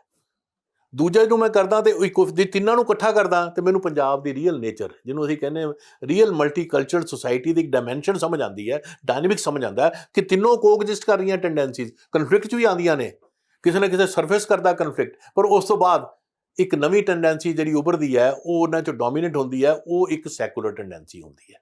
ਇਹ ਹੈਗੀ, ਐਗਜ਼ਿਸਟ ਕਰਦੀ ਹੈ। ਔਰ ਮੈਨੂੰ ਡਰ ਇਹ ਵੀ ਹੈ ਕਿ ਇਹਨਾਂ ਦੇ ਵਿੱਚੋਂ ਇਹ ਟੈਂਡੈਂਸੀ ਡੋਮੀਨੇਟ ਨਾ ਕਰ ਜਾਏ, ਜਿਹੜੀ ਰੂਲਿੰਗ ਪਾਰਟੀ ਇੱਦਾਂ ਦੇ ਬਲੰਡਰ ਜਾਂ ਪੈਦਾ ਕਰਦੇ ਰਹਿਣਗੇ ਕਨਫਲਿਕਟ, ਭਾਵੇਂ ਉਹ ਸੈਂਟਰ ਦੀ ਹੈ ਜਾਂ ਸਟੇਟ ਦੀ ਰੂਲਿੰਗ ਪਾਰਟੀ ਹੈ, ਤੇ ਉਹਦੇ 'ਚੋਂ ਜਿਹੜਾ ਇਹ ਨੈਰੇਟਿਵ ਹੈ ਇਹ ਸਟਰੋਂਗ ਹੁੰਦਾ। ਔਰ ਇਹਨੂੰ ਕਮਜ਼ੋਰ ਕਿਵੇਂ ਕਰਨਾ? ਜੇ ਤੁਸੀਂ ਕਹਿ ਦਿੰਦੇ ਹੋ ਇੱਕ ਹਿੰਦੂ ਨੂੰ ਕਿ ਐਕਟਿਵ ਡਿਸਕ੍ਰਿਮੀਨੇਸ਼ਨ ਹੈ, ਤੈਨੂੰ ਅਸੀਂ ਚੀਫ ਮਿਨਿਸਟਰ ਨਹੀਂ ਬਣਾਉਣਾ, ਤੁਸੀਂ ਉਸੇ ਨੈਰੇਟਿਵ ਨੂੰ ਸਟਰੋਂਗ ਕਰ ਰਹੇ ਹੋ। ਜਿਵੇਂ ਸਿੱਖ ਕਹਿ ਰਿਹਾ ਵੀ ਸਾਡਾ ਧੱਕਾ, ਹਿੰਦੂ ਕਹਿੰਦਾ ਮੇਰੇ ਨਾਲ ਵੀ ਧੱਕਾ ਹੀ ਹੋ ਰਿਹਾ, ਮੈਨੂੰ ਵੀ ਤਾਂ ਕਸ਼ਮੀਰੀ ਬ੍ਰਾਹਮਣ ਬਣਾ ਰਹੇ ਇੱਥੇ, ਮੈਂ ਕੀ ਕਰਾਂਗਾ? ਸੋ ਇਹ ਨੈਰੇਟਿਵ ਐਗਜ਼ਿਸਟ ਕਰਦਾ, ਪਰ ਇਹ ਡੋਮੀਨੈਂਟ ਨਹੀਂ ਹੈ। ਇਹ ਕਮਜ਼ੋਰ ਵੀਕ ਨੈਰੇਟਿਵ ਹੈ, ਮਾਈਨੋਰਿਟੀ ਦਾ ਨੈਰੇਟਿਵ ਹੈ, ਮੈਜੋਰਿਟੀ ਦਾ ਨਹੀਂ ਹੈ। ਸੋ ਇਸੇ ਕਰਕੇ ਮੈਂ ਤੁਹਾਨੂੰ ਜਿਹੜੀ ਇੱਕ ਹੀ ਐਡਰੈਸ ਮੈਂ ਕਹਿ ਰਿਹਾਗਾ ਕਿ ਮੰਨ ਲਓ ਜਿਨ੍ਹਾਂ ਦੇ ਵੀ ਹੋਣ, ਚਾਹੇ ਉਹ ਹਿੰਦੂ ਨੂੰ ਮੈਂ ਲੱਗਦਾ ਮੇਰੇ ਨਾਲ ਧੱਕਾ ਹੋ ਗਿਆ, ਚਾਹੇ ਸਿੱਖ ਨੂੰ ਲੱਗਦਾ, ਚਾਹੇ ਦਲਿਤ ਨੂੰ ਲੱਗਦਾ, ਤੁਹਾਨੂੰ ਲੱਗਦਾ ਐਡਰੈਸ ਹੋਏ ਨੇਗੇ? ਤੁਹਾਨੂੰ ਲੱਗਦਾ ਜੋ 84 ਦਾ ਪੂਰਾ ਫੇਜ਼ ਹੈ ਜਾਂ 47 ਦਾ, 84 ਦਾ, ਇੱਕ ਮੇਜਰ ਈਵੈਂਟ ਨੇ ਪੰਜਾਬ ਦੇ ਅੰਦਰ, ਜਿਹੜੇ ਬਹੁਤ ਸੰਤਾਪ ਵਾਲੇ ਈਵੈਂਟ ਨੇ। ਦੇਖੋ ਤੁਸੀਂ ਕਹਿੰਦੇ ਆ ਨਾ ਹਿਸਟਰੀ ਤੇ ਮਿੱਟੀ ਪਾ ਕੇ ਅੱਗੇ ਨਹੀਂ ਲੰਘਿਆ ਜਾਂਦਾ। ਤੁਸੀਂ ਮੈਨੂੰ ਇਹ ਕਹਿ ਰਹੇ ਹੋ ਕਿ ਰੀਅਲ ਸੈਂਸ 'ਚ ਇਹਨਾਂ ਦਾ ਐਡਰੈਸ ਹੋਏ ਨੇ, ਕਲੋਜ਼ਰ ਹੋਇਆ ਕਿ ਨਹੀਂ ਹੋਇਆ? ਦੇਖੋ ਹਿਸਟੋਰੀਕਲ ਪ੍ਰੋਸੈਸ ਹੀ ਜਿਹੜੇ ਨੇ ਨਾ, ਕਲੋਜ਼ਰ ਓਵਰਨਾਈਟ ਨਹੀਂ ਹੁੰਦੇ। ਇਹ ਡਿਸਕੋਰਸਿਸ ਹੈ ਜਿਹਨੂੰ ਅਸੀਂ ਕਹਿੰਦੇ ਹਾਂ ਕਨਸਟੈਂਟਲੀ ਕੋਐਗਜ਼ਿਸਟ ਕਰਦੇ ਡਿਸਕੋਰਸਿਸ ਹੈ। ਔਰ ਪੋਲਿਟਿਕਸ ਕਿਹੜੀ ਚੋਇਸ ਐਕਸਰਸਾਈਜ਼ ਕਰਦਾ ਹੈ, ਕਿਹੜੇ ਡਿਸਕੋਰਸ ਨੂੰ ਸਟਰੈਂਥਨ ਕਰਦਾ ਹੈ, ਉਹ ਡਿਸਕੋਰਸ ਡੋਮੀਨੇਟ ਕਰੇਗਾ। ਇਸੇ ਕਰਕੇ ਜਿਹੜੀ ਓਪੀਨੀਅਨ ਬਣਾਉਣ ਦੀ ਗੱਲ ਹੈ, ਆਪਾਂ ਉਸ ਓਪੀਨੀਅਨ ਉਸ ਡਿਸਕੋਰਸ ਲਈ ਬਣਾਈਏ, ਉਹ ਕੰਟਰਾਡਿਕਸ਼ਨ ਨੂੰ ਐਕਸਪੋਜ਼ ਕਰੀਏ, ਪੋਲਰਾਈਜੇਸ਼ਨ ਟੈਂਡੈਂਸੀ ਨੂੰ, ਜਿਹੜੀ ਕਿ ਉਸ ਡਿਸਕੋਰਸ ਨੂੰ ਸਟਰੈਂਥਨ ਕਰਦੀ ਹੈ ਜਿਹੜਾ ਨੈਗੇਟਿਵ ਹੈ, ਜਿਹੜਾ ਪਿੱਛਾ ਖਿੱਚੂ ਡਿਸਕੋਰਸ ਹੈ ਸਾਡੇ ਹਿਸਾਬ 'ਚ। ਦੂਜਿਆਂ ਲਈ ਹੋ ਸਕਦਾ ਵੀ ਉਹਨਾਂ ਲਈ ਰੀਅਲ ਹੋਵੇ। ਸੋ ਇਹ ਪੋਲੀਟੀਕਲ ਪੋਜੀਸ਼ਨਾਂ ਲੈਣੀਆਂ ਹੁੰਦੀਆਂ। ਮੇਰੀ ਪੋਜੀਸ਼ਨ ਇੱਥੇ ਕਲੀਅਰ ਹੈ ਕਿ ਜਿਹੜਾ ਡਿਸਕੋਰਸ ਪੰਜਾਬੀ ਆਇਡੈਂਟੀਟੀ ਦਾ ਹੈ ਉਹਨੂੰ ਸਟਰੈਂਥਨ ਕਰਨਾ, ਜਿਹੜੇ ਡਿਸਕੋਰਸ ਪੋਲਰਾਈਜੇਸ਼ਨ ਹੈ ਉਹਨਾਂ ਦੇ ਬਾਰੇ ਆਪਣੀ ਆਵਾਜ਼ ਚੱਕਣੀ। ਤੁਹਾਨੂੰ ਲੱਗਦਾ ਇਹਦੇ ਕੋਈ ਆਰਗੈਨਿਕ ਉਹ ਵੀ ਹੁੰਦਾ ਕਿ ਮੰਨ ਲਓ ਕੋਈ ਠੀਕ ਹੈ ਸਟੇਟ ਹੈ, ਜਿਵੇਂ ਮਤਲਬ ਕਿਹਾ ਜਾਂਦਾ ਵੱਖ-ਵੱਖ ਬੰਦੇ, ਮਤਲਬ ਜਿਵੇਂ ਕਸ਼ਮੀਰੀ ਬ੍ਰਾਹਮਣ ਕਹਿਣਗੇ ਜੀ ਸਾਡੇ ਨਾਲ ਧੱਕਾ ਹੁਣ ਕੋਈ ਨਾ ਕਰ ਲਓ, ਸਿੱਖ ਕਹਿਣਗੇ ਕੋਈ ਗੱਲ ਨਹੀਂ ਕਰ ਲਓ, ਕਦੇ ਤਾਂ ਸਾਡਾ ਜਸਟਿਸ ਹੋਊਗਾ, ਕਦੇ ਤਾਂ ਆਰਗੈਨਿਕਲ। ਤੁਹਾਨੂੰ ਲੱਗਦਾ ਇਹ ਆਰਗੈਨਿਕਲੀ ਵੀ ਮਰਜ ਹੁੰਦੀਆਂ ਨੇ ਚੀਜ਼ਾਂ, ਜਾਂ ਫਿਰ ਜਿਹਦੇ ਕੋਲ ਪਾਵਰ ਆ, ਜਿਵੇਂ ਤੁਸੀਂ ਕਹਿੰਦੇ ਹੋ ਕਿ ਕਿਹੜਾ ਨੈਰੇਟਿਵ ਰੱਖਣਾ, ਇਹ ਤਾਂ ਕਿਸੇ ਸਟੇਟ ਨੂੰ ਲੱਗ ਸਕਦਾ ਜਾਂ ਤੁਹਾਨੂੰ ਲੱਗ ਸਕਦਾ, ਜਿਹੜੇ ਪਾਵਰਫੁਲ ਲੋਕ ਨੇ ਉਹਨਾਂ ਦਾ ਨੈਰੇਟਿਵ ਰਹੇਗਾ। ਜਿਵੇਂ ਕਿਹਾ ਜਾਂਦਾ ਨਾ, ਹਾਰੇ ਹੋਏ ਲੋਕਾਂ ਦਾ ਇਤਿਹਾਸ ਜਿੱਤੇ ਹੋਏ ਲੋਕ ਲਿਖਦੇ ਨੇ। ਦੇਖੋ ਗੱਲ ਇਹ ਹੈ ਕਿ ਜਿਹੜਾ ਇਹ ਨੈਰੇਟਿਵ ਹੈ ਨਾ, ਇਹ ਆਰਗੈਨਿਕ ਹੁੰਦੇ ਨੇ, ਤਿੰਨੋਂ ਆਰਗੈਨਿਕ ਨੇ, ਤਿੰਨੋਂ ਟੈਂਡੈਂਸੀਆਂ ਕੋਐਗਜ਼ਿਸਟ ਕਰਦੀਆਂ ਸਟਰਕਚਰਲ ਕੰਡੀਸ਼ਨਾਂ ਕਰਕੇ, ਸਾਡੇ ਤੁਹਾਡੇ ਕਰਕੇ ਨਹੀਂ ਹੈ। ਜੇ ਪੰਜਾਬੀ ਆਇਡੈਂਟੀਟੀ ਦੀ ਟੈਂਡੈਂਸੀ ਐਗਜ਼ਿਸਟ ਕਰ ਰਹੀ ਹੈ ਤੇ ਇੱਕ ਹਿਸਟਰੀ ਉਹਦੇ 'ਚ ਕਲਚਰ ਹੈ, ਉਹਦੇ 'ਚ ਇੱਕ ਆਪਣਾ ਉਹਦਾ ਇੱਕ ਆਪਣੀ ਰਾਜਨੀਤੀ ਹੈ, ਉਹ ਹਿਸਟੋਰੀਕਲੀ ਐਗਜ਼ਿਸਟ ਕਰਦੀ ਹੈ, ਤੁਹਾਡੇ ਮੇਰੇ ਕਰਕੇ ਨਹੀਂ ਕਰ ਰਹੀ। ਆਬਵੀਅਸਲੀ ਸੂਫੀਆਂ, ਜੋਗੀਆਂ, ਨਾਥਾਂ, ਸਿੱਧਾਂ ਉਹ ਉੱਥੋਂ ਕਰਦੀ ਹੈ। ਇਸੇ ਕਰਕੇ ਆਰਗੈਨਿਕ ਹੈ। ਇਸੇ ਕਰਕੇ ਜਿਹੜੀ ਇੱਕ ਸੰਪਰਦਾਇਕਤਾ ਵਾਲੀ ਹੈ ਉਹ ਵੀ ਆਰਗੈਨਿਕ ਹੈ, ਉਹ ਵੀ ਹਿਸਟੋਰੀਕਲੀ ਐਗਜ਼ਿਸਟ ਕਰਦੀ ਹੈ, ਡਿਫਰੈਂਟ ਮੂਵਮੈਂਟਸ ਤੋਂ ਆਪਣੀ ਸਟਰੈਂਥ ਡਰਾ ਕਰਦੀ ਹੈ, ਡਿਫਰੈਂਟ ਟਾਈਮ ਦੇ ਡਿਸਕ੍ਰਿਮੀਨੇਸ਼ਨ ਦੀ ਟੈਂਡੈਂਸੀਆਂ ਤੋਂ ਕਰਦੀ ਹੈ। ਇਸੇ ਤਰ੍ਹਾਂ ਜਿਹੜੀ ਆਇਡੈਂਟੀਟੀ ਦੀ ਹੈ, ਚਾਹੇ ਉਹ ਰਿਲੀਜੀਅਸ ਆਇਡੈਂਟੀਟੀ ਦੀ, ਉਹ ਵੀ ਹਿਸਟੋਰੀਕਲ ਹੈ। ਜਿਸ ਟਾਈਮ ਤੇ ਰਿਲੀਜਨ ਬਣੇ ਨੇ ਜਾਂ ਸੈਕਟਸ ਆਉਂਦੇ ਨੇ, ਉਹ ਹਿਸਟੋਰੀਕਲੀ ਇਵੋਲਵ ਹੁੰਦੇ, ਆਰਗੈਨਿਕ ਨੇ। ਹੁਣ ਕੁਐਸਚਨ ਇਹ ਹੈ ਕਿ ਕਿਹੜੀ ਰਾਜਨੀਤੀ ਕਿਹੜੀ ਟੈਂਡੈਂਸੀ ਨੂੰ ਐਪਰੋਪ੍ਰੀਏਟ ਕਰੇਗੀ। ਨਹੀਂ, ਮੈਂ ਕਹਿ ਰਿਹਾ ਕਿ ਇਹੋ ਜਿਹਾ ਕੁਝ ਮਰਜ ਹੋ ਸਕਦਾ ਜਿਹੜਾ ਪੂਰੇ ਫੁੱਲੀ ਆਰਗੈਨਿਕ ਹੋ ਗਏ ਜੀ, ਸਾਰੇ ਖੁਸ਼ ਨੇ ਜੀ, ਸਾਰਿਆਂ ਨੂੰ ਨਾ ਲੱਗੇ ਜੀ, ਚੀਜ਼ ਹਿੰਦੂਆਂ ਨੂੰ ਵੀ ਨਾ ਲੱਗੇ ਸਾਡੇ ਨਾਲ ਕੋਈ ਧੱਕਾ ਹੋ ਗਿਆ ਜੀ, ਸਿੱਖਾਂ ਨੂੰ ਵੀ ਨਾ ਲੱਗੇ, ਇਹੋ ਜਿਹਾ ਮਾਡਲ ਹੋ ਸਕਦਾ ਜਾਂ ਨਹੀਂ? ਤਿੰਨੋਂ ਆਰਗੈਨਿਕ ਮਾਡਲ ਹੋ ਸਕਦਾ ਕੋਈ? ਤਿੰਨੋਂ ਆਰਗੈਨਿਕ ਹੈ, ਤਿੰਨੋਂ ਕੋਐਗਜ਼ਿਸਟ ਕਰਦੀ ਹੈ। ਹੁਣ ਜੇ ਰਾਜਨੀਤੀ ਜਿਸ ਤਿੰਨਾਂ ਨੂੰ ਨਾ ਲੱਗੇ, ਨਹੀਂ ਦੇਖੋ ਤਿੰਨੋਂ ਕੋਐਗਜ਼ਿਸਟ ਕਰਦੀਆਂ, ਤਿੰਨੋਂ ਮਤਲਬ ਇੱਕ ਦੂਜੇ ਤੇ ਅਸਰਟ ਕਰ ਰਹੀਆਂ, ਇੱਕ ਦੂਜੇ ਦੇ ਨਾਲ ਕੰਪੀਟ ਕਰਦੀਆਂ, ਕਨਫਲਿਕਟ 'ਚ ਆਉਂਦੀਆਂ ਨੇ। ਹੁਣ ਇਹਦਾ ਅਸੀਂ ਜੋ ਤੁਸੀਂ ਕਿਹਾ ਨਾ ਇਕੋਨਮੀ ਤੇ ਪੋਲਿਟਿਕਸ ਦਾ, ਹੁਣ ਕਿਹੜੀ ਨੇਚਰ ਆਫ ਇਕੋਨਮੀ ਔਰ ਕਿਹੜੀ ਪੋਲਿਟਿਕਸ ਤੇ ਕਿਹੜੀ ਟੈਂਡੈਂਸੀ ਨੂੰ ਐਪਰੋਪ੍ਰੀਏਟ ਕਰੇਗੀ। ਜੇ ਕੱਲ੍ਹ ਨੂੰ ਹਿਟਲਰ ਵਰਗਾ ਲੀਡਰ ਆ ਜਾਂਦਾ ਕੋਈ, ਉਹ ਆਪਣੀ ਇੱਕ ਜਿਹੜੀ ਐਂਟੀ ਜਿਊ ਜਿਵੇਂ ਸੀ ਉੱਦਾਂ ਦੀ ਫਾਸਿਸਟ ਟੈਂਡੈਂਸੀ ਨੂੰ ਇਹਦੇ 'ਚੋਂ ਹੀ ਐਪਰੋਪ੍ਰੀਏਟ ਕਰ ਲਊਗੀ ਤੇ ਉਹ ਟੈਂਡੈਂਸੀ ਡੋਮੀਨੇਟ ਹੋ ਜਾਊਗੀ। ਸੋ ਕੁਐਸਚਨ ਅੱਜ ਇਹ ਹੈ, ਅਸੀਂ ਤਾਂ ਉਹ ਲੀਡਰਸ਼ਿਪ ਵੱਲ ਜਦੋਂ ਕੁਐਸਚਨ ਆਉਂਦਾ ਸੀ, ਇਹ ਕਹਿੰਦੇ ਆ ਵੀ ਹੁਣ ਲੀਡਰਸ਼ਿਪ ਦਾ ਰੋਲ ਇਹ ਹੈ ਕਿ ਉਹ ਟੈਂਡੈਂਸੀ ਨੂੰ ਕਰੇ ਜਿਹੜੀ ਲੋਕਾਂ ਦੇ ਹਿੱਤ ਦੀ ਟੈਂਡੈਂਸੀ ਹੈ। ਕਿ ਐਗਜ਼ਿਸਟ ਇਹਨੂੰ ਕਰਦੀਆਂ ਦੇ ਮੁਤਾਬਕ ਵੀ ਹੋ ਜਾਂਦਾ ਵੀ ਕਿਹਦੇ ਹਿੱਤ ਕੀ। ਜਦੋਂ ਬਹੁਤ ਖੁੱਲਦੀ ਹੈ ਡਿਬੇਟ ਤਾਂ ਬੜੇ ਲੋਕ ਉਹ ਕਹਿੰਦੇ ਕਿ ਭਾਈ ਜਿਵੇਂ ਉਹ ਕਹਿੰਦੇ ਮਾਡਰਨਿਟੀ ਹੈ, ਜਿਹੜੀ ਆਧੁਨਿਕਤਾ ਗਈ, ਜਿਹਨੂੰ ਬਹੁਤ ਸੈਲੀਬ੍ਰੇਸ਼ਨ ਹੋਇਆ ਜਿਹਦਾ, ਤੇ ਉਹਦਾ ਤਾਂ ਬਹੁਤ ਵੱਡਾ ਫੇਲਿਅਰ ਆਗਾ। ਇਸ ਕਰਕੇ ਜਿਹੜੇ ਸਾਡੇ ਮਾਡਲ ਨੇ, ਜੇ ਮੰਨ ਲਓ ਇਸਲਾਮਿਕ ਕ੍ਰਾਂਤੀ ਦਾ ਇਰਾਨ ਦਾ ਮਾਡਲ ਆਗਾ ਨਾ, ਉਸ ਤੋਂ ਬਾਅਦ ਵੱਖ-ਵੱਖ ਮਾਡਲ ਨੇ। ਜਦੋਂ ਰਿਲੀਜੀਅਸ ਸਪੇਸ 'ਚ ਖੜ ਕੇ ਕੋਈ ਗੱਲ ਕਰਦਾ ਗਾ ਆਪਣੇ ਕਿਸੇ ਮਾਡਲ ਦੀ, ਉਹ ਪੂਰੀਆਂ 10 ਐਗਜ਼ਾਮਪਲਾਂ ਤੁਹਾਡੇ ਮੂਹਰੇ ਸਿੱਟ ਦਿੰਦਾ। ਤੇ ਮੈਂ ਇਸੇ ਕਰਕੇ ਕਹਿ ਰਿਹਾ ਤਿੰਨੋਂ ਕੋਐਗਜ਼ਿਸਟ ਕਰਦੀਆਂ ਨੇ, ਤਿੰਨੋਂ ਰੀਅਲ ਹੈ, ਅਨਰੀਅਲ ਨਹੀਂ ਹੈ। ਇਸੇ ਕਰਕੇ ਅਸੀਂ ਕਹਿੰਦੇ ਆ ਵੀ ਕੰਪੀਟਿੰਗ ਜਿਹੜੀਆਂ ਟੈਂਡੈਂਸੀਜ਼ ਐਗਜ਼ਿਸਟ ਕਰਦੀਆਂ ਨੇ, ਤੇ ਜੋ ਕੰਪੀਟ ਕਰਕੇ ਤੇ ਉਹ ਆ ਜਾਣਗੇ। ਹਾਂ, ਇਸੇ ਕਰਕੇ ਲੋਕਾਂ ਨੇ ਚੁਆਇਸ ਕਰਨੀ ਹੈ। ਇਸੇ ਕਰਕੇ ਕੋਈ ਚੁਆਇਸ ਮੈਂ ਲੋਕਾਂ ਦੇ ਬਿਹਾਫ ਤੇ ਨਾ ਤੁਸੀਂ ਕਰ ਸਕਦੇ ਹੋ ਨਾ ਮੈਂ ਕਰ ਸਕਦੇ ਹਾਂ। ਇਹ ਤਾਂ ਲੋਕਾਂ ਨੇ ਚੂਜ਼ ਕਰਨੀ ਹੈ ਕਿਹੜੀ ਟੈਂਡੈਂਸੀ ਦੇ ਨਾਲ ਖੜੇ ਹੋਣਾ ਹੈ। ਔਰ ਵਰਲਡ 'ਚ ਇਹ ਨਹੀਂ ਹੈ ਹਿਸਟਰੀ 'ਚ ਕਿ ਡੈਮੋਕ੍ਰੇਸੀ ਰਹੀ ਹੋਵੇ, ਫਾਸਿਜ਼ਮ ਵੀ ਆਏ, ਅਥੋਰਿਟੇਰੀਅਨਿਜ਼ਮ ਵੀ ਆਏ, ਥਿਓਕ੍ਰੈਟਿਕ ਸਟੇਟਸ ਵੀ ਬਣੀਆਂ ਨੇ, ਲੋਕਾਂ ਨੇ ਚੂਜ਼ ਕੀਤੇ ਨੇ। ਬਾਅਦ 'ਚ ਕਿਹਾ ਗਲਤ ਚੁਆਇਸ ਹੋ ਗਈ। ਅਸੀਂ ਜਦੋਂ ਸਾਰਾ ਹਿਟਲਰ ਦਾ ਇਤਿਹਾਸ ਪੜ੍ਹਦੇ ਹਾਂ, ਉਹ 'ਚ ਜਿਹੜੀਆਂ ਲੈਫਟ ਮੂਵਮੈਂਟ ਸੀ ਉਹਨੇ ਕਿਹਾ ਗਲਤ ਚੁਆਇਸ ਕਰ ਲਈ ਅਸੀਂ ਸੋਸ਼ਲਿਸਟ ਨੈਸ਼ਨਲਿਜ਼ਮ ਦੇ ਨਾਲ ਖੜੇ ਹੋ ਗਏ, ਜਿਹੜਾ ਐਕਚੁਅਲੀ ਫਾਸਿਜ਼ਮ 'ਚ ਕਨਵਰਟ ਹੋ ਗਿਆ। So do people do commit errors, do commit wrong choices. ਅੱਛਾ, what we call wrong some people may say it is right for them। So ਇਹ ਹਿਸਟੋਰੀਕਲ ਡਿਬੇਟ ਹੈ, ਇਹਦਾ ਰੈਜ਼ੋਲੂਸ਼ਨ ਟੀਵੀ ਸਟੂਡੀਓ ਤਾਂ ਬਿਲਕੁਲ ਹੀ ਨਹੀਂ ਹੋ ਸਕਦਾ। ਔਰ ਥੱਲੇ ਜਿਹੜਾ ਸਮਾਜ ਹੈ ਇਹ ਉਹਨੇ ਕਰਨਾ ਹੈ, ਉੱਥੇ ਲੋਕਾਂ ਨੇ ਪੋਜੀਸ਼ਨਾਂ ਲੈਣੀਆਂ, ਨਾ ਕਿ ਅਸੀਂ ਕਹਿ ਦਈਏ ਵੀ ਇਹ ਚੰਗਾ ਮਾੜਾ ਜਿਹੜਾ ਹੈਗਾ ਇਹਦੀ ਟੀਵੀ ਸਟੂਡੀਓ ਥਿਊਰਾਈਜ਼ ਤਾਂ ਹੋ ਸਕਦਾ ਨਾ। ਇਹ ਮੈਂ ਤੁਹਾਡੇ ਤੇ ਪੁੱਛ ਰਿਹਾ ਕਿ ਮਾਡਰਨਿਟੀ ਹੈ ਜਿਹੜੀ ਆਧੁਨਿਕਤਾ, ਹਨਾ ਕਹਿ ਜਾਂਦਾ ਪੋਸਟ ਮਾਡਰਨ ਦੌਰ ਦੀ ਵੀ ਗੱਲ ਹੋਈ, ਮਾਡਰਨਿਟੀ ਦੀ ਦੌਰ ਹੋਈ, ਉਸ ਤੋਂ ਮਿਡੇਵਲ ਦੌਰ ਆ ਗਿਆ। ਮਾਡਰਨਿਟੀ ਦੇ ਅੰਦਰ ਵੈਲਫੇਅਰ ਸਟੇਟ ਪੈਦਾ ਹੁੰਦੀ ਹੈਗੀ। ਉਹ ਤੋਂ ਬਾਅਦ ਇਹਦੇ ਬਹੁਤ ਸਾਰੇ, ਮੈਂ ਪੰਜਾਬ ਦੇ ਰੈਫਰੈਂਸ 'ਚ ਇਹ ਗੱਲ ਕਰ ਰਿਹਾ ਹੈਗਾ ਤੁਹਾਡੇ ਨਾਲ। ਦੇਖੋ ਵੈਲਫੇਅਰ ਸਟੇਟ ਤੁਸੀਂ ਕਿਉਂਕਿ ਮਾਡਰਨ ਅਸੀਂ ਕਹਿੰਦੇ ਵੀ ਕੈਪੀਟਲਿਜ਼ਮ 'ਚੋਂ ਨਿਕਲ ਕੇ ਆਈ, ਜਦੋਂ ਕੈਲਸਨੈਸ ਆਫ ਕੈਪੀਟਲਿਜ਼ਮ ਹੈ ਉਦੋਂ ਤੁਹਾਨੂੰ ਲੱਗਦਾ ਵੀ ਕੁਝ ਮੋਡਰੇਸ਼ਨ ਕਰ ਦਿਓ ਅਤੇ ਉਹਦੇ ਨਾਲ ਕੁਝ ਸਬਸਿਡੀਜ਼, ਕੁਛ ਇਹ ਸਾਰੀਆਂ ਵੈਲਫੇਅਰ ਦੇ ਨਾਮ 'ਤੇ ਹਿਊਮਨ ਫੇਸ ਜਿਹੜਾ ਹੈਗਾ ਉਹ ਵੈਲਫੇਅਰ ਦਾ ਕੱਢ ਲਓ। So those are the different movements which have been happening. The question is ਇਹ ਹੁਣ ਕੈਪੀਟਲਿਜ਼ਮ ਪੰਜਾਬ ਦੀ ਮਾਡਰਨਿਟੀ ਨੂੰ ਕਹਿ ਰਿਹਾ ਮੈਂ ਕਿ ਜਿਵੇਂ ਮਤਲਬ ਜਿਹੜਾ ਦੂਸਰਾ ਤਰਕ ਆ ਨਾ, ਜਿਵੇਂ ਮੰਨ ਲਓ ਮੈਂ ਕਿਉਂਕਿ ਸਾਰੀਆਂ ਧਿਰਾਂ ਨੂੰ ਤੁਸੀਂ ਵੀ ਪੜ੍ਹਦੇ ਹੋ, ਚਲੋ ਆਪਾਂ ਵੀ ਪੜ੍ਹਦੇ ਰਹੀਦਾ, ਸਮਝਦੇ ਰਹੀਦਾ, ਦੇਖਦੇ ਰਹੀਦਾ ਕੌਣ ਕੀ ਕਹਿ ਰਿਹਾ ਹੈਗਾ ਦੁਨੀਆ ਦੇ ਉੱਤੇ, ਨਿਊ ਮਾਰਕਸਿਸਟ ਕੀ ਕਹਿ ਰਹੇ ਨੇ, ਪੋਸਟ ਮਾਡਰਨਿਸਟ ਕੀ ਕਹਿ ਰਹੇ ਨੇ, ਜਾਂ ਪੰਜਾਬ ਦੇ ਅੰਦਰ ਸਿੱਖਾਂ ਦੇ ਵੱਖ-ਵੱਖ ਧੜੇ ਕਿਹੜੀ ਗੱਲ ਕਰ ਰਹੇ ਨੇ। ਜਦੋਂ ਉਧਰਲੇ ਪਾਸਿਓਂ ਤਰਕ ਆਉਂਦਾ ਹੈਗਾ ਤਾਂ ਉਹ ਇਹ ਕਹਿੰਦੇ ਹੈਗੇ ਕਿ ਮਾਡਰਨ ਸਟੇਟ ਆ ਜਿਹੜੀ ਮਾਡਰਨਿਟੀ ਦਾ ਬਹੁਤ ਵੱਡਾ ਸੈਲੀਬ੍ਰੇਸ਼ਨ ਹੋਇਆ ਹੈਗਾ, ਇਹ ਤੇ ਬਹੁਤ ਵੱਡੇ ਫੇਲਿਊਰ 'ਚ, ਬਹੁਤ ਵੱਡੇ ਕ੍ਰਾਈਸਿਸ 'ਚ ਖੜੀ ਹੈਗੀ। ਇਸ ਕਰਕੇ ਜਿਹੜਾ ਨਵਾਂ ਚੀਜ਼ਾਂ ਡਿਵੈਲਪ ਹੋਣਗੀਆਂ ਉਹਦਾ ਦਿਖ ਰਿਹਾ ਹੈਗਾ, ਫਿਰ ਕਦੇ ਕੋਈ ਤਾਲਿਬਾਨ ਨਾਲ ਜੋੜਦਾ, ਕਦੇ ਕੋਈ ਇਰਾਨ ਨਾਲ ਜੋੜਦਾ ਜਾ ਕੇ ਉਹਨੂੰ 79। ਦੇਖੋ ਮੈਨੂੰ ਤਾਂ ਇਹ ਫੇਜ਼ ਤੁਸੀਂ ਮਾਡਰਨਿਟੀ ਨੂੰ ਸੈਲੀਬ੍ਰੇਟ ਕੀਤਾ ਹੋਣਾ, ਮੈਂ ਤਾਂ ਸਿਰਫ ਇੱਕੋ ਹੀ ਗੱਲ ਮੈਨੂੰ ਸਮਝ ਆਉਂਦੀ ਹੈ ਵੀ ਕੈਪੀਟਲਿਜ਼ਮ ਹੈ, ਪੋਸਟ ਕੈਪੀਟਲਿਜ਼ਮ ਹੈ, ਔਰ ਉਹਦਾ ਜਿਹੜਾ ਆਲਟਰਨੇਟਿਵ ਸੋਸ਼ਲਿਜ਼ਮ ਹੈ। ਦੇਖੋ ਮੈਨੂੰ ਤਾਂ ਗੱਲ ਮੋਟੀ ਸਮਝ ਆਉਂਦੀ ਹੈ, ਮੈਂ ਕੋਈ ਇਹਨਾਂ ਕਿ ਇਹ ਜਿਹੜੀਆਂ ਡਾਇਵਰਸ਼ਨ ਨੇ, ਪਗਡੰਡੀਆਂ ਨੇ, ਇਹਨਾਂ ਦੇ ਚੜ੍ਹ ਕੇ ਕਨਫਿਊਜ਼ ਨਹੀਂ ਹੋਣਾ ਚਾਹੁੰਦਾ। ਮੈਨੂੰ ਇਹ ਲੱਗਦਾ ਕਿ ਜਦੋਂ ਨੇਸ਼ਨ ਸਟੇਟ ਕੈਪੀਟਲਿਜ਼ਮ ਡਿਵੈਲਪ ਕਰਦਾ, ਉਹਦੇ 'ਚ ਕਿਸ ਤਰ੍ਹਾਂ ਕੁਝ ਕਲਾਸਿਸ ਨੂੰ ਐਡਵਾਂਟੇਜ ਮਿਲਦੇ ਨੇ, ਕੁਝ ਕਲਾਸਿਸ ਮਾਰਜਨਲਾਈਜ਼ ਹੁੰਦੀਆਂ ਨੇ, ਔਰ ਜਿਹੜੀਆਂ ਮਾਰਜਨਲ ਟੈਂਡੈਂਸੀਜ਼ ਨੇ ਉਹਨਾਂ ਨੂੰ ਕੋਆਪਟ ਕੀਤਾ ਜਾਂਦਾ within the system so that revolt ਨਾ ਹੋਣ, ਰੈਵੋਲੂਸ਼ਨ ਨਾ ਹੋਣ। ਇਹ ਸਟੇਟ ਦਾ ਰੋਲ ਹੈ। ਸਟੇਟ ਪਲੇ ਦੇ ਮੋਡਰੇਟਿੰਗ ਰੋਲ ਇਨ ਜਿਨ੍ਹਾਂ ਨੂੰ ਮਤਲਬ ਤੁਸੀਂ ਕੋਆਪਸ਼ਨ ਦੀ ਸਟ੍ਰੈਟਜੀ। ਇਸੇ ਕਰਕੇ ਜੇ ਆਪਾਂ ਪੰਜਾਬ ਦੇ ਕੌਨਟੈਕਸਟ 'ਚ ਕਹੀਏ ਕਿ ਜਿਹੜੀਆਂ ਪੋਲੀਟੀਕਲ ਪਾਰਟੀਜ਼ ਨੇ, ਮੈਂ ਬਿਲਕੁਲ ਕੰਟੈਕਚੁਅਲਾਈਜ਼ ਕਰ ਦਿੰਦਾ ਕਿ ਉਹਨਾਂ ਨੇ ਕੋਆਪਟ ਕੀਤਾ ਆਪਣੇ ਕੋਲ, ਉਹਨਾਂ ਦੇ ਕੋਲ ਸ਼ਡਿਊਲ ਕਾਸਟ ਵੀ ਨਾਲ ਲਿਆਂਦੇ, ਉਹਨਾਂ ਨੇ ਵਿੱਚ ਅਰਬਨ ਟ੍ਰੇਡਰ ਨੂੰ ਵੀ ਨਾਲ ਲਿਆਂਦਾ, ਉਹਨਾਂ ਨੇ ਪੈਜੈਂਟ ਵੀ ਨਾਲ ਲਿਆਂਦਾ। ਸਾਰੀਆਂ ਪੋਲੀਟੀਕਲ ਪਾਰਟੀਆਂ ਨੇ ਇਹਨਾਂ ਨੂੰ ਹਿਸਟੋਰੀਕਲੀ ਕੋਆਪਟ ਕੀਤਾ, ਔਰ ਕੋਈ ਪੋਲੀਟੀਕਲ ਪਾਰਟੀ ਜਿਹੜੀਆਂ ਮੇਨ ਸੀਗੀਆਂ ਐਕਸਕਲੂਸਿਵ ਨਹੀਂ ਬਣੀਆਂ। ਸੋ ਦੈਟ ਇਜ਼ ਇਸੇ ਕਰਕੇ ਸ਼ਾਇਦ ਇੱਥੇ ਐਕਸਕਲੂਸਿਵ ਕੈਟੇਗਰੀ ਜਿਹੜੀਆਂ ਕਾਸਟ ਦੀਆਂ, ਰਿਲੀਜਨ ਦੀਆਂ ਡਿਵੈਲਪ ਨਹੀਂ ਹੋਈਆਂ, ਔਰ ਉਹਦੇ ਪਿੱਛੇ ਮੈਂ ਤੁਹਾਨੂੰ ਫਿਰ ਕਿਹਾ ਸੀ ਵੱਡਾ ਰੋਲ ਕਲਚਰਲ ਕੌਨਟੈਕਸਟ ਵੀ ਹੁੰਦਾ, ਉਹਦਾ ਉਹ 'ਚ ਅਵੇਲੇਬਲ ਹੁੰਦਾ। ਇਹ ਚੀਜ਼ ਸੋਇਲ 'ਚ ਅਵੇਲੇਬਲ ਹੈ, ਤੁਸੀਂ ਐਪਰੋਪ੍ਰੀਏਟ ਕਰਨੀ ਤੁਹਾਨੂੰ ਅਵੇਲੇਬਲ ਹੈ, ਇਹ ਕੀਤਾ ਗਿਆ। ਔਰ ਮੈਂ ਇਹਨੂੰ ਔਰ ਨਾਲ ਪੈਰਲਲ ਟੈਂਡੈਂਸੀਜ਼ ਆਈਆਂ ਜਿਨ੍ਹਾਂ ਨੇ ਐਕਸਕਲੂਸਿਵ ਨੂੰ ਐਪਰੋਪ੍ਰੀਏਟ ਕਰਨ ਦੀ ਕੋਸ਼ਿਸ਼ ਕੀਤੀ, ਚਾਹੇ ਉਹ ਖਾਲਿਸਤਾਨ ਦੀ ਮੂਵਮੈਂਟ ਸੀ, ਚਾਹੇ ਉਹ ਹਿੰਦੀ ਐਜੀਟੇਸ਼ਨ ਸੀ, ਉਹਨਾਂ ਨੇ ਕੀਤਾ ਡਿਫਰੈਂਟ ਟਾਈਮਸ 'ਤੇ, ਉਹ ਵੀ ਐਗਜ਼ਿਸਟ ਕੀਤੀਆਂ ਕਿਉਂਕਿ ਉਹ ਵੀ ਰਿਜ਼ਰਵਾਇਰ ਅਵੇਲੇਬਲ ਹੈ, ਜਿਹਨੂੰ ਅਸੀਂ ਕਹਿੰਦੇ ਉਹਦੀਆਂ ਨੈਸੈਸਰੀ ਕੰਡੀਸ਼ਨ ਸਮਾਜ 'ਚ ਅਵੇਲੇਬਲ ਹੁੰਦੀਆਂ ਨੇ। ਹੁਣ ਰਾਜਨੀਤੀ ਦੇ ਵਿੱਚ ਤੁਸੀਂ ਸੋਚੋ ਵੀ ਇਹ ਕੰਟਰਾਡਿਕਸ਼ਨ ਕੈਪੀਟਲਿਜ਼ਮ ਜਾਂ ਮਾਡਰਨ ਕੈਪੀਟਲਿਜ਼ਮ ਰਿਜ਼ੋਲਵ ਕਰ ਲਏਗਾ ਔਨ ਇਟਸ ਓਨ, ਤਾਂ ਮੈਨੂੰ ਲੱਗਦਾ ਵੀ ਇਹ ਕਿਸੇ ਜ਼ਮਾਨੇ ਕਿਹਾ ਜਾਂਦਾ ਸੀਗਾ ਨਹਿਰੂਅਨ ਟਾਈਮ 'ਤੇ ਕਿ ਵੀ ਜਦੋਂ ਸਟੇਟ ਡਿਵੈਲਪ ਕਰੂਗੀ ਔਰ ਆਟੋਮੈਟਿਕਲੀ ਇਹ ਕੰਟਰਾਡਿਕਸ਼ਨ ਰਿਜ਼ੋਲਵ ਹੋ ਜਾਣਗੀਆਂ ਤੇ ਸੈਕੂਲਰਿਜ਼ਮ ਆਪੇ it will be victory of secularism. ਇਹ ਤਾਂ ਵਧੀਆ ਨੇ ਸੌਂਕਾ। ਹਾਂ ਉਹ ਵਧੀਆ ਨੇ। ਇਸੇ ਕਰਕੇ ਜਿਹੜਾ ਮਤਲਬ ਗਲੋਬਲਾਈਜੇਸ਼ਨ ਵੇਲੇ ਕਿਹਾ ਜਾਂਦਾ ਸੀ ਕਾਸਟ ਖਤਮ ਹੋ ਜੂ, ਕ੍ਰੀਡ ਖਤਮ ਹੋ ਜੂ, ਤਾਂ ਉਹ ਹੋਰ ਤਿੱਖਾ ਸਵਾਲ ਹੋ ਗਿਆ। ਉਹ ਇਸੇ ਕਰਕੇ ਹੋ ਗਿਆ। ਤੁਹਾਨੂੰ ਮੈਂ ਵਿਚਕਾਰ ਜਦੋਂ ਕਿਹਾ ਸੀ ਬਲਰ ਕਰਨਾ ਪੈਂਦਾ ਉਹਨਾਂ ਨੂੰ। ਜਦੋਂ ਤੁਸੀਂ ਲੋਕਾਂ ਨਾਲ ਜੋ ਪ੍ਰੋਮਿਸ ਕਰਦੇ ਹੋ, ਜੋ ਲੋਕਾਂ ਨਾਲ ਵਾਅਦੇ ਕਰਦੇ ਹੋ, ਤੁਸੀਂ ਇਹ ਕਰਦੇ ਹੋ ਵੀ ਗਰੀਬ ਤੋਂ ਲੈਂਦੇ ਹੋ ਵੋਟ, ਅਮੀਰ ਤੋਂ ਲੈਂਦੇ ਹੋ ਪੈਸੇ, ਫਿਰ ਉਹਨਾਂ ਨੂੰ ਪ੍ਰੋਮਿਸ ਕਰਦੇ ਹੋ ਕਿ ਅਸੀਂ ਤੁਹਾਨੂੰ ਇੱਕ ਦੂਜੇ ਤੋਂ ਬਚਾਵਾਂਗੇ।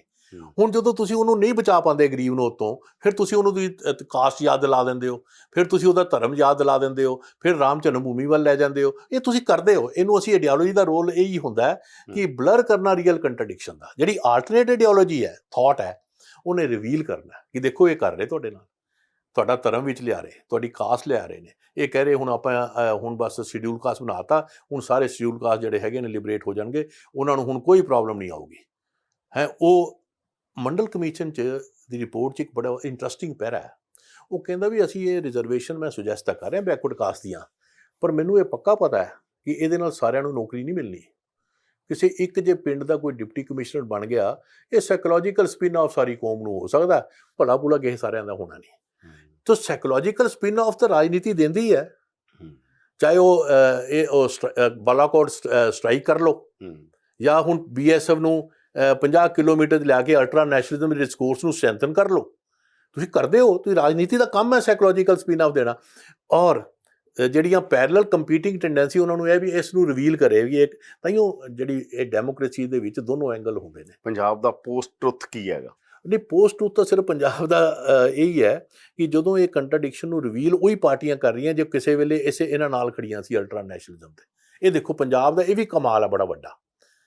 ਹੁਣ ਇਸ ਅਲਟਰਾ ਨੈਸ਼ਨਲਿਜ਼ਮ ਨੂੰ ਔਰ ਬਾਲਾਕੋਟ ਸਟ੍ਰਾਈਕ ਤੁਸੀਂ ਦੇਖੋ ਇਹਨਾਂ ਨੂੰ ਕਿੱਦਾਂ ਹੁਣ ਦੁਬਾਰਾ ਰਿਵਾਈਵ ਕੀਤਾ ਜਾ ਰਿਹਾ ਹੈ ਨੈਸ਼ਨਲਿਜ਼ਮ ਦੇ ਸਾਰੇ ਡਿਸਕੋਰਸ ਨੂੰ।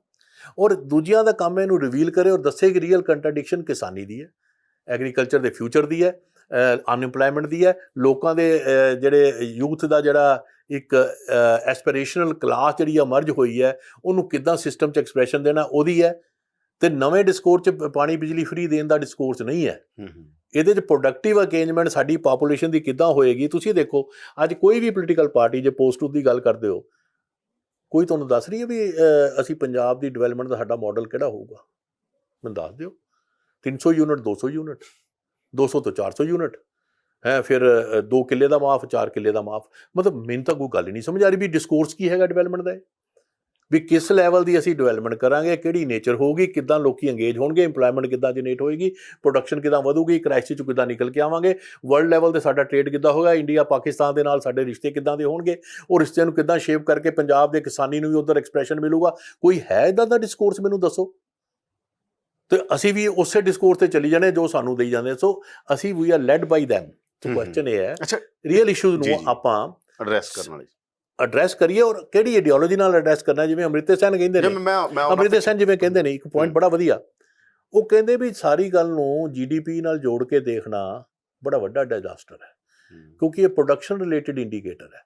GDP ਤੁਹਾਡਾ ਵਧ ਗਿਆ ਸੀ ਜੋ ਗ੍ਰੀਨ ਰੈਵੋਲੂਸ਼ਨ ਆਇਆ ਸੀ, ਗਰੋਥ ਰੇਟ ਬਹੁਤ ਵਧਿਆ ਪੰਜਾਬ 'ਚ, ਤੇ ਉਹਦਾ ਨੈਗੇਟਿਵ ਇਫੈਕਟ ਕੀ ਹੋਇਆ? ਤੁਹਾਡਾ ਅੱਜ ਜ਼ਮੀਨ ਜਿਹੜੀ ਹੈ ਬੰਜਰ ਹੋ ਗਈ ਹੈ, ਔਰ ਪਾਣੀ ਦਾ ਲੈਵਲ ਥੱਲੇ ਚਲਾ ਗਿਆ ਹੈ। ਤੇ ਔਰ ਕਿਉਂਕਿ GDP ਨਾਲ ਤੁਸੀਂ ਕੈਲਕੂਲੇਟ ਕੀਤਾ ਉਹਨੂੰ, ਤੁਸੀਂ ਇਹ ਨਹੀਂ ਦੇਖਿਆ ਕਿ এনवायरमेंट ਦਾ ਉਹਦਾ ਕੀ ਇੰਪੈਕਟ ਹੋਊਗਾ, ਲੋਕਾਂ ਦੇ ਕੀ ਇੰਪੈਕਟ ਹੋਏਗਾ, ਲੋਕਾਂ ਦੇ ਵੈਲਬੀਇੰਗ ਦੇ ਕੀ ਇੰਪੈਕਟ ਹੋਏਗਾ। ਤੇ ਮੈਜ਼ਰਮੈਂਟ ਆਫ ਡਿਵੈਲਪਮੈਂਟ ਦਾ ਵੀ ਇੱਕ ਡਿਬੇਟ ਹੈ ਬੜਾ ਵੱਡਾ। ਮੈਂ ਕਹਿ ਰਿਹਾ ਦੂਸਰਾ ਵੀ, ਚਲੋ ਆਪਾਂ ਜਮਾ ਦੂਜੇ ਐਕਸਟ੍ਰੀਮ ਪੱਖ ਤੇ ਆ ਜਾਂਦੇ ਹੈਗੇ ਨਾ। ਇੱਕ ਤੇ 84 ਤੇ 47 ਮੈਨੂੰ ਲੱਗਦਾ ਰਿਲੀਜਨ, ਜਿਹੜਾ ਰਿਲੀਜੀਅਸ ਡਿਸਕੋਰਸ ਆ ਪੰਜਾਬ ਦਾ ਬਹੁਤ ਵੱਡਾ, ਉਹ ਤੋਂ ਬਿਨਾਂ ਪੋਲਿਟਿਕਸ ਡਿਸਕਸ ਨਹੀਂ ਹੋ ਸਕਦੀ। ਸੋਸ਼ਲ ਰਿਲੀਜੀਅਸ ਪੋਲਿਟਿਕਸ ਪੰਜਾਬ ਦੀ ਹੈ। ਦੂਜਾ ਪੱਖ ਆ ਨਕਸਲਵਾੜੀ ਮੂਵਮੈਂਟ ਆ ਪੰਜਾਬ 'ਚ, ਲੈਫਟ ਆ ਪੰਜਾਬ 'ਚ, ਭਗਤ ਸਿੰਘ ਵੀ ਉਸ ਦੌਰ 'ਚ ਰਿਲੇਟ ਕਰ ਰਿਹਾ, ਉਹ ਆ ਕੇ ਕਿਸਾਨ ਅੰਦੋਲਨ ਨਾਲ ਜੁੜ ਜਾਂਦਾ ਹੈਗਾ। ਤੁਹਾਨੂੰ ਲੱਗਦਾ ਕੋਈ ਇਸ ਤਰ੍ਹਾਂ ਦੀ ਮੂਵਮੈਂਟ ਦਾ ਸਪੇਸ ਹੈ ਪੰਜਾਬ 'ਚ ਜਿਹਦੀ ਉਮੀਦ ਪੰਜਾਬ ਦੀ ਐਕਸਟ੍ਰੀਮ ਲੈਫਟ ਕਰਦਾ ਹੈ ਕਿ ਇੱਥੇ ਰੈਵੋਲੂਸ਼ਨ ਹੋ ਜਾਊਗਾ, ਇਨਕਲਾਬ ਹੋ ਸਕਦਾ ਪੰਜਾਬ 'ਚ? ਨਹੀਂ, ਮੈਨੂੰ ਕੋਈ ਨਜ਼ਰ ਨਹੀਂ ਆਉਂਦਾ। ਔਰ ਮੈਂ ਇਹਨੂੰ ਲੈਜੀਟੀਮਾਈਜੇਸ਼ਨ ਦੇ ਪ੍ਰੋਸੈਸ ਨਾਲ ਜੋੜ ਕੇ ਦੇਖਦਾ। ਲੈਜੀਟੀਮਾਈਜੇਸ਼ਨ 4 ਤਰੀਕੇ ਨਾਲ ਹੁੰਦੀ ਹੈ। ਪਹਿਲਾ ਹੁੰਦਾ ਸਿੰਬਲਿਜ਼ਮਸ। ਮੋਦੀ ਜੀ ਵੀ ਸਿਵਲਾਈਜੇਸ਼ਨਲ ਸਿੰਬਲ ਲੈਂਦੇ ਨੇ, ਦੁਰਗਾ ਦਾ, ਗੀਤਾ ਦਾ, ਉਹ ਸਿੰਬਲ ਲੈਂਦੇ ਨੇ, ਸਰਸਵਤੀ ਦਾ, ਤੇ ਅਸੀਂ ਭਗਤ ਸਿੰਘ ਦਾ ਲੈਂਦੇ ਹਾਂ ਸਿੰਬਲ। ਉਹਨੂੰ ਲੈਜੀਟੀਮਾਈਜ਼ ਕਰ ਰਹੇ ਹਾਂ ਆਪਣੀ ਮੂਵਮੈਂਟ ਨਾਲ। ਪਰ ਦੋਨੋਂ ਸਿੰਬਲ 'ਚ ਫਰਕ ਹੈ, ਪਰ ਹੁੰਦੇ ਸਿੰਬਲ ਹੈ। ਕੋਈ ਰਾਜਨੀਤੀ ਬਿਨਾਂ ਸਿੰਬਲ ਤੋਂ ਹੁੰਦੀ ਨਹੀਂ। ਸੋ ਉਹ ਸਿੰਬਲਸ ਹੈ।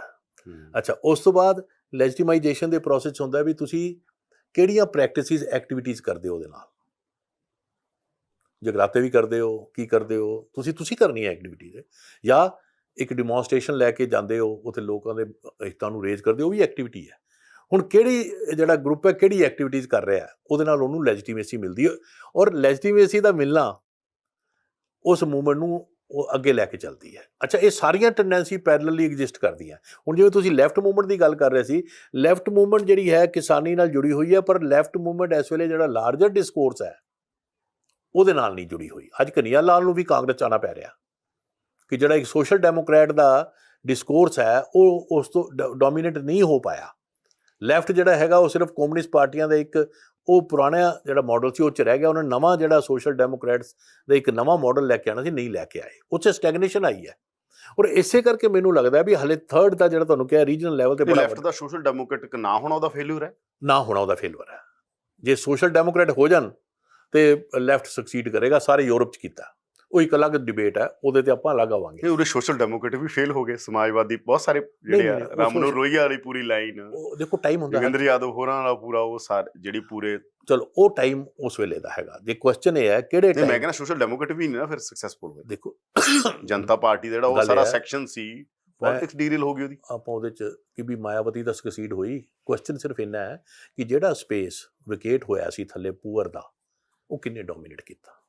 ਸੋਸ਼ਲ ਡੈਮੋਕ੍ਰੇਟ ਨੇ ਨਹੀਂ ਕੀਤਾ, ਲੈਫਟ ਨੇ ਨਹੀਂ ਕੀਤਾ। ਹੁਣ ਜੇ ਉਹਦੇ 'ਚ ਮੁਲਾਇਮ ਸਿੰਘ ਯਾਦਵ ਆ ਗਏ, ਯਾਦਵਾਂ ਦੇ ਆ ਗਏ, ਉਧਰੋਂ ਲਾਲੂ ਪ੍ਰਸਾਦ ਯਾਦਵ ਆ ਗਏ, ਉਧਰੋਂ ਮਾਇਆਵਤੀ ਆ ਗਈ, ਉਧਰੋਂ ਸਾਊਥ ਦੇ ਵਿੱਚ ਸਾਰੇ। ਮੈਂ ਤੁਹਾਨੂੰ ਕਿਉਂ ਇਹ ਗੱਲ ਕਹਿ ਰਿਹਾ ਕਿ ਮੈਂ ਕਹਿੰਦਾ ਲੈਫਟ ਦੇ ਅੰਦਰ ਵੀ ਤਾਂ ਮੰਨ ਲਓ ਇੱਕ ਲੈਫਟ ਤਾਂ ਤੁਸੀਂ ਕਹਿੰਦੇ ਜਿਹੜਾ ਸੋਸ਼ਲ ਡੈਮੋਕ੍ਰੇਟਿਕ ਬਣ ਜੂਗਾ, ਇੱਕ ਲੈਫਟ ਤੇ ਜਿਹੜਾ ਐਕਸਟ੍ਰੀਮ ਲੈਫਟ ਆਗਾ ਹਨਾ, ਜਿਹੜੀਆਂ ਜਥੇਬੰਦੀਆਂ ਮੰਨਦੀਆਂ ਨੇ ਕਿ ਭਾਈ ਇਨਕਲਾਬ ਤੋਂ ਬਿਨਾਂ ਗੁਜ਼ਾਰਾ ਨਹੀਂ ਹੈ ਤੇ ਇਨਕਲਾਬ ਵੋਟਾਂ ਨਾਲ ਨਹੀਂ ਹੋਣਾ, ਠੀਕ ਐ ਹੈਗੇ ਨੇ ਤਾਂ ਠੀਕ ਹੈ। ਮੈਂ ਤਾਂ ਕਹਿ ਰਿਹਾ ਹੈਗੇ ਪੰਜਾਬ ਦੀਆਂ ਕਿਸਾਨ ਜਥੇਬੰਦੀਆਂ 'ਚ ਵੀ ਹੈਗੇ, ਉਹਨਾਂ ਦਾ ਤੁਸੀਂ ਕੀ ਫਿਊਚਰ ਦੇਖਦੇ ਹੋ? ਨਹੀਂ ਫਿਊਚਰ ਉਹਨਾਂ ਦਾ ਹੈ ਕਿ ਐਟਲੀਸਟ ਰੀਅਲ ਇਸ਼ੂ ਜਿਹੜੇ ਕਹਿੰਦੇ ਕਿ ਪ੍ਰਮੋਦ ਕੁਮਾਰ ਦਾ ਆਈਡੀਸੀ ਵੰਡ ਕੇ ਇਹ ਵੀ ਸਾਰਿਆਂ 'ਚ ਮਤਲਬ ਇਕੁਅਲ ਸਾਰਾ ਸਿਸਟਮ ਕਰ ਦਾਂਗੇ ਔਰ ਇਹ ਨਹੀਂ, ਇਕੱਲੇ ਮੈਂ ਵੋਟਾਂ ਵਾਲੀ ਡੈਮੋਕ੍ਰੇਸੀ ਨਾਲ ਨਹੀਂ ਹੋਣਾ। ਨਹੀਂ ਇਹਦੇ ਚ ਇਹ ਰੈਵੋਲੂਸ਼ਨ ਇਹਦੇ ਚ ਮੰਗਦਾ ਹੈਗਾ ਰੂਸ ਵਰਗਾ ਇਹ ਰੈਵੋਲੂਸ਼ਨ। ਇਹਦੇ ਚ ਜਿਹੜਾ ਉਹ ਡਿਸਕੋਰਸ ਹੈਗਾ ਉਹ ਐਟਲੀਸਟ ਰੀਅਲ ਇਸ਼ੂਜ਼ ਰੇਜ਼ ਕਰਦਾ, ਮੇਰੇ ਲਈ ਉਹ ਬੜਾ ਰੈਲੇਵੈਂਟ ਹੈ। ਬਸ ਇਸ਼ੂ ਰੇਜ਼ ਕਰਦਾ ਜਾਂ ਉਹ ਕਦੇ ਨਹੀਂ ਉਹਦਾ ਕੋਈ ਸਕੋਪ ਹੈ ਪੰਜਾਬ 'ਚ? ਦੇਖੋ ਗੱਲ ਮੇਰੀ ਅੱਗੇ ਮੈਂ ਇਸ਼ੂਜ਼ ਰੇਜ਼ ਕਰਦਾ, ਉਹਦੇ ਨਾਲ ਇੱਕ ਕੌਨਸ਼ੀਅਸਨੈਸ ਦਾ ਇੱਕ ਬਿਲਡ ਹੋਣ ਦਾ ਪ੍ਰੋਸੈਸ ਵੀ ਚੱਲਦਾ ਕਿ ਲੋਕਾਂ ਦੀ ਕੌਨਸ਼ੀਅਸ ਬਿਲਡ ਹੁੰਦੀ ਹੈ। ਮੂਵਮੈਂਟ ਜਿਹੜੀਆਂ ਬਿਲਡ ਹੁੰਦੀਆਂ 100 ਸਾਲ ਲੱਗ ਜਾਣ, 200 ਲੱਗ ਜਾਣ, 50 ਸਾਲ ਲੱਗ ਜਾਣ, ਇਹਦੇ ਬਾਰੇ ਪ੍ਰੈਡਿਕਟ ਕਰਨਾ ਬੜਾ ਔਖਾ ਹੈ। ਪਰ ਮੈਨੂੰ ਹੈਲਦੀ ਟ੍ਰੈਂਡ ਸਮਝਦਾ ਕਿ ਡੈਮੋਕ੍ਰੈਟਿਕ ਡਿਸਕੋਰਸ ਦੇ ਵਿੱਚ ਇੱਕ ਪ੍ਰੋਗਰੈਸਿਵ ਡਿਸਕੋਰਸ ਦਾ ਸ਼ੇਪ ਲੈਣਾ ਔਰ ਉਹਦੀ ਪਬਲਿਕ ਡੋਮੇਨ ਦੇ ਵਿੱਚ ਆਰਟੀਕੂਲੇਸ਼ਨ ਹੋਣਾ ਔਰ ਉਹਦੇ ਤੇ ਲੋਕਾਂ ਨੂੰ ਡਿਬੇਟ ਕਰਨ ਦਾ ਮੌਕਾ ਮਿਲਣਾ, ਮੈਂ ਸਮਝਦਾ ਵੀ ਇਹ ਨੈਸੈਸਰੀ ਕੰਡੀਸ਼ਨ ਹੈ ਔਰ ਇਹ ਬਿਗਨਿੰਗ ਹੈ। ਔਰ ਇਹ ਬਿਗਨਿੰਗ ਕਿਹੜੀ ਡਾਇਰੈਕਸ਼ਨ 'ਚ ਜਾਊਗੀ, let's see I mean how it goes.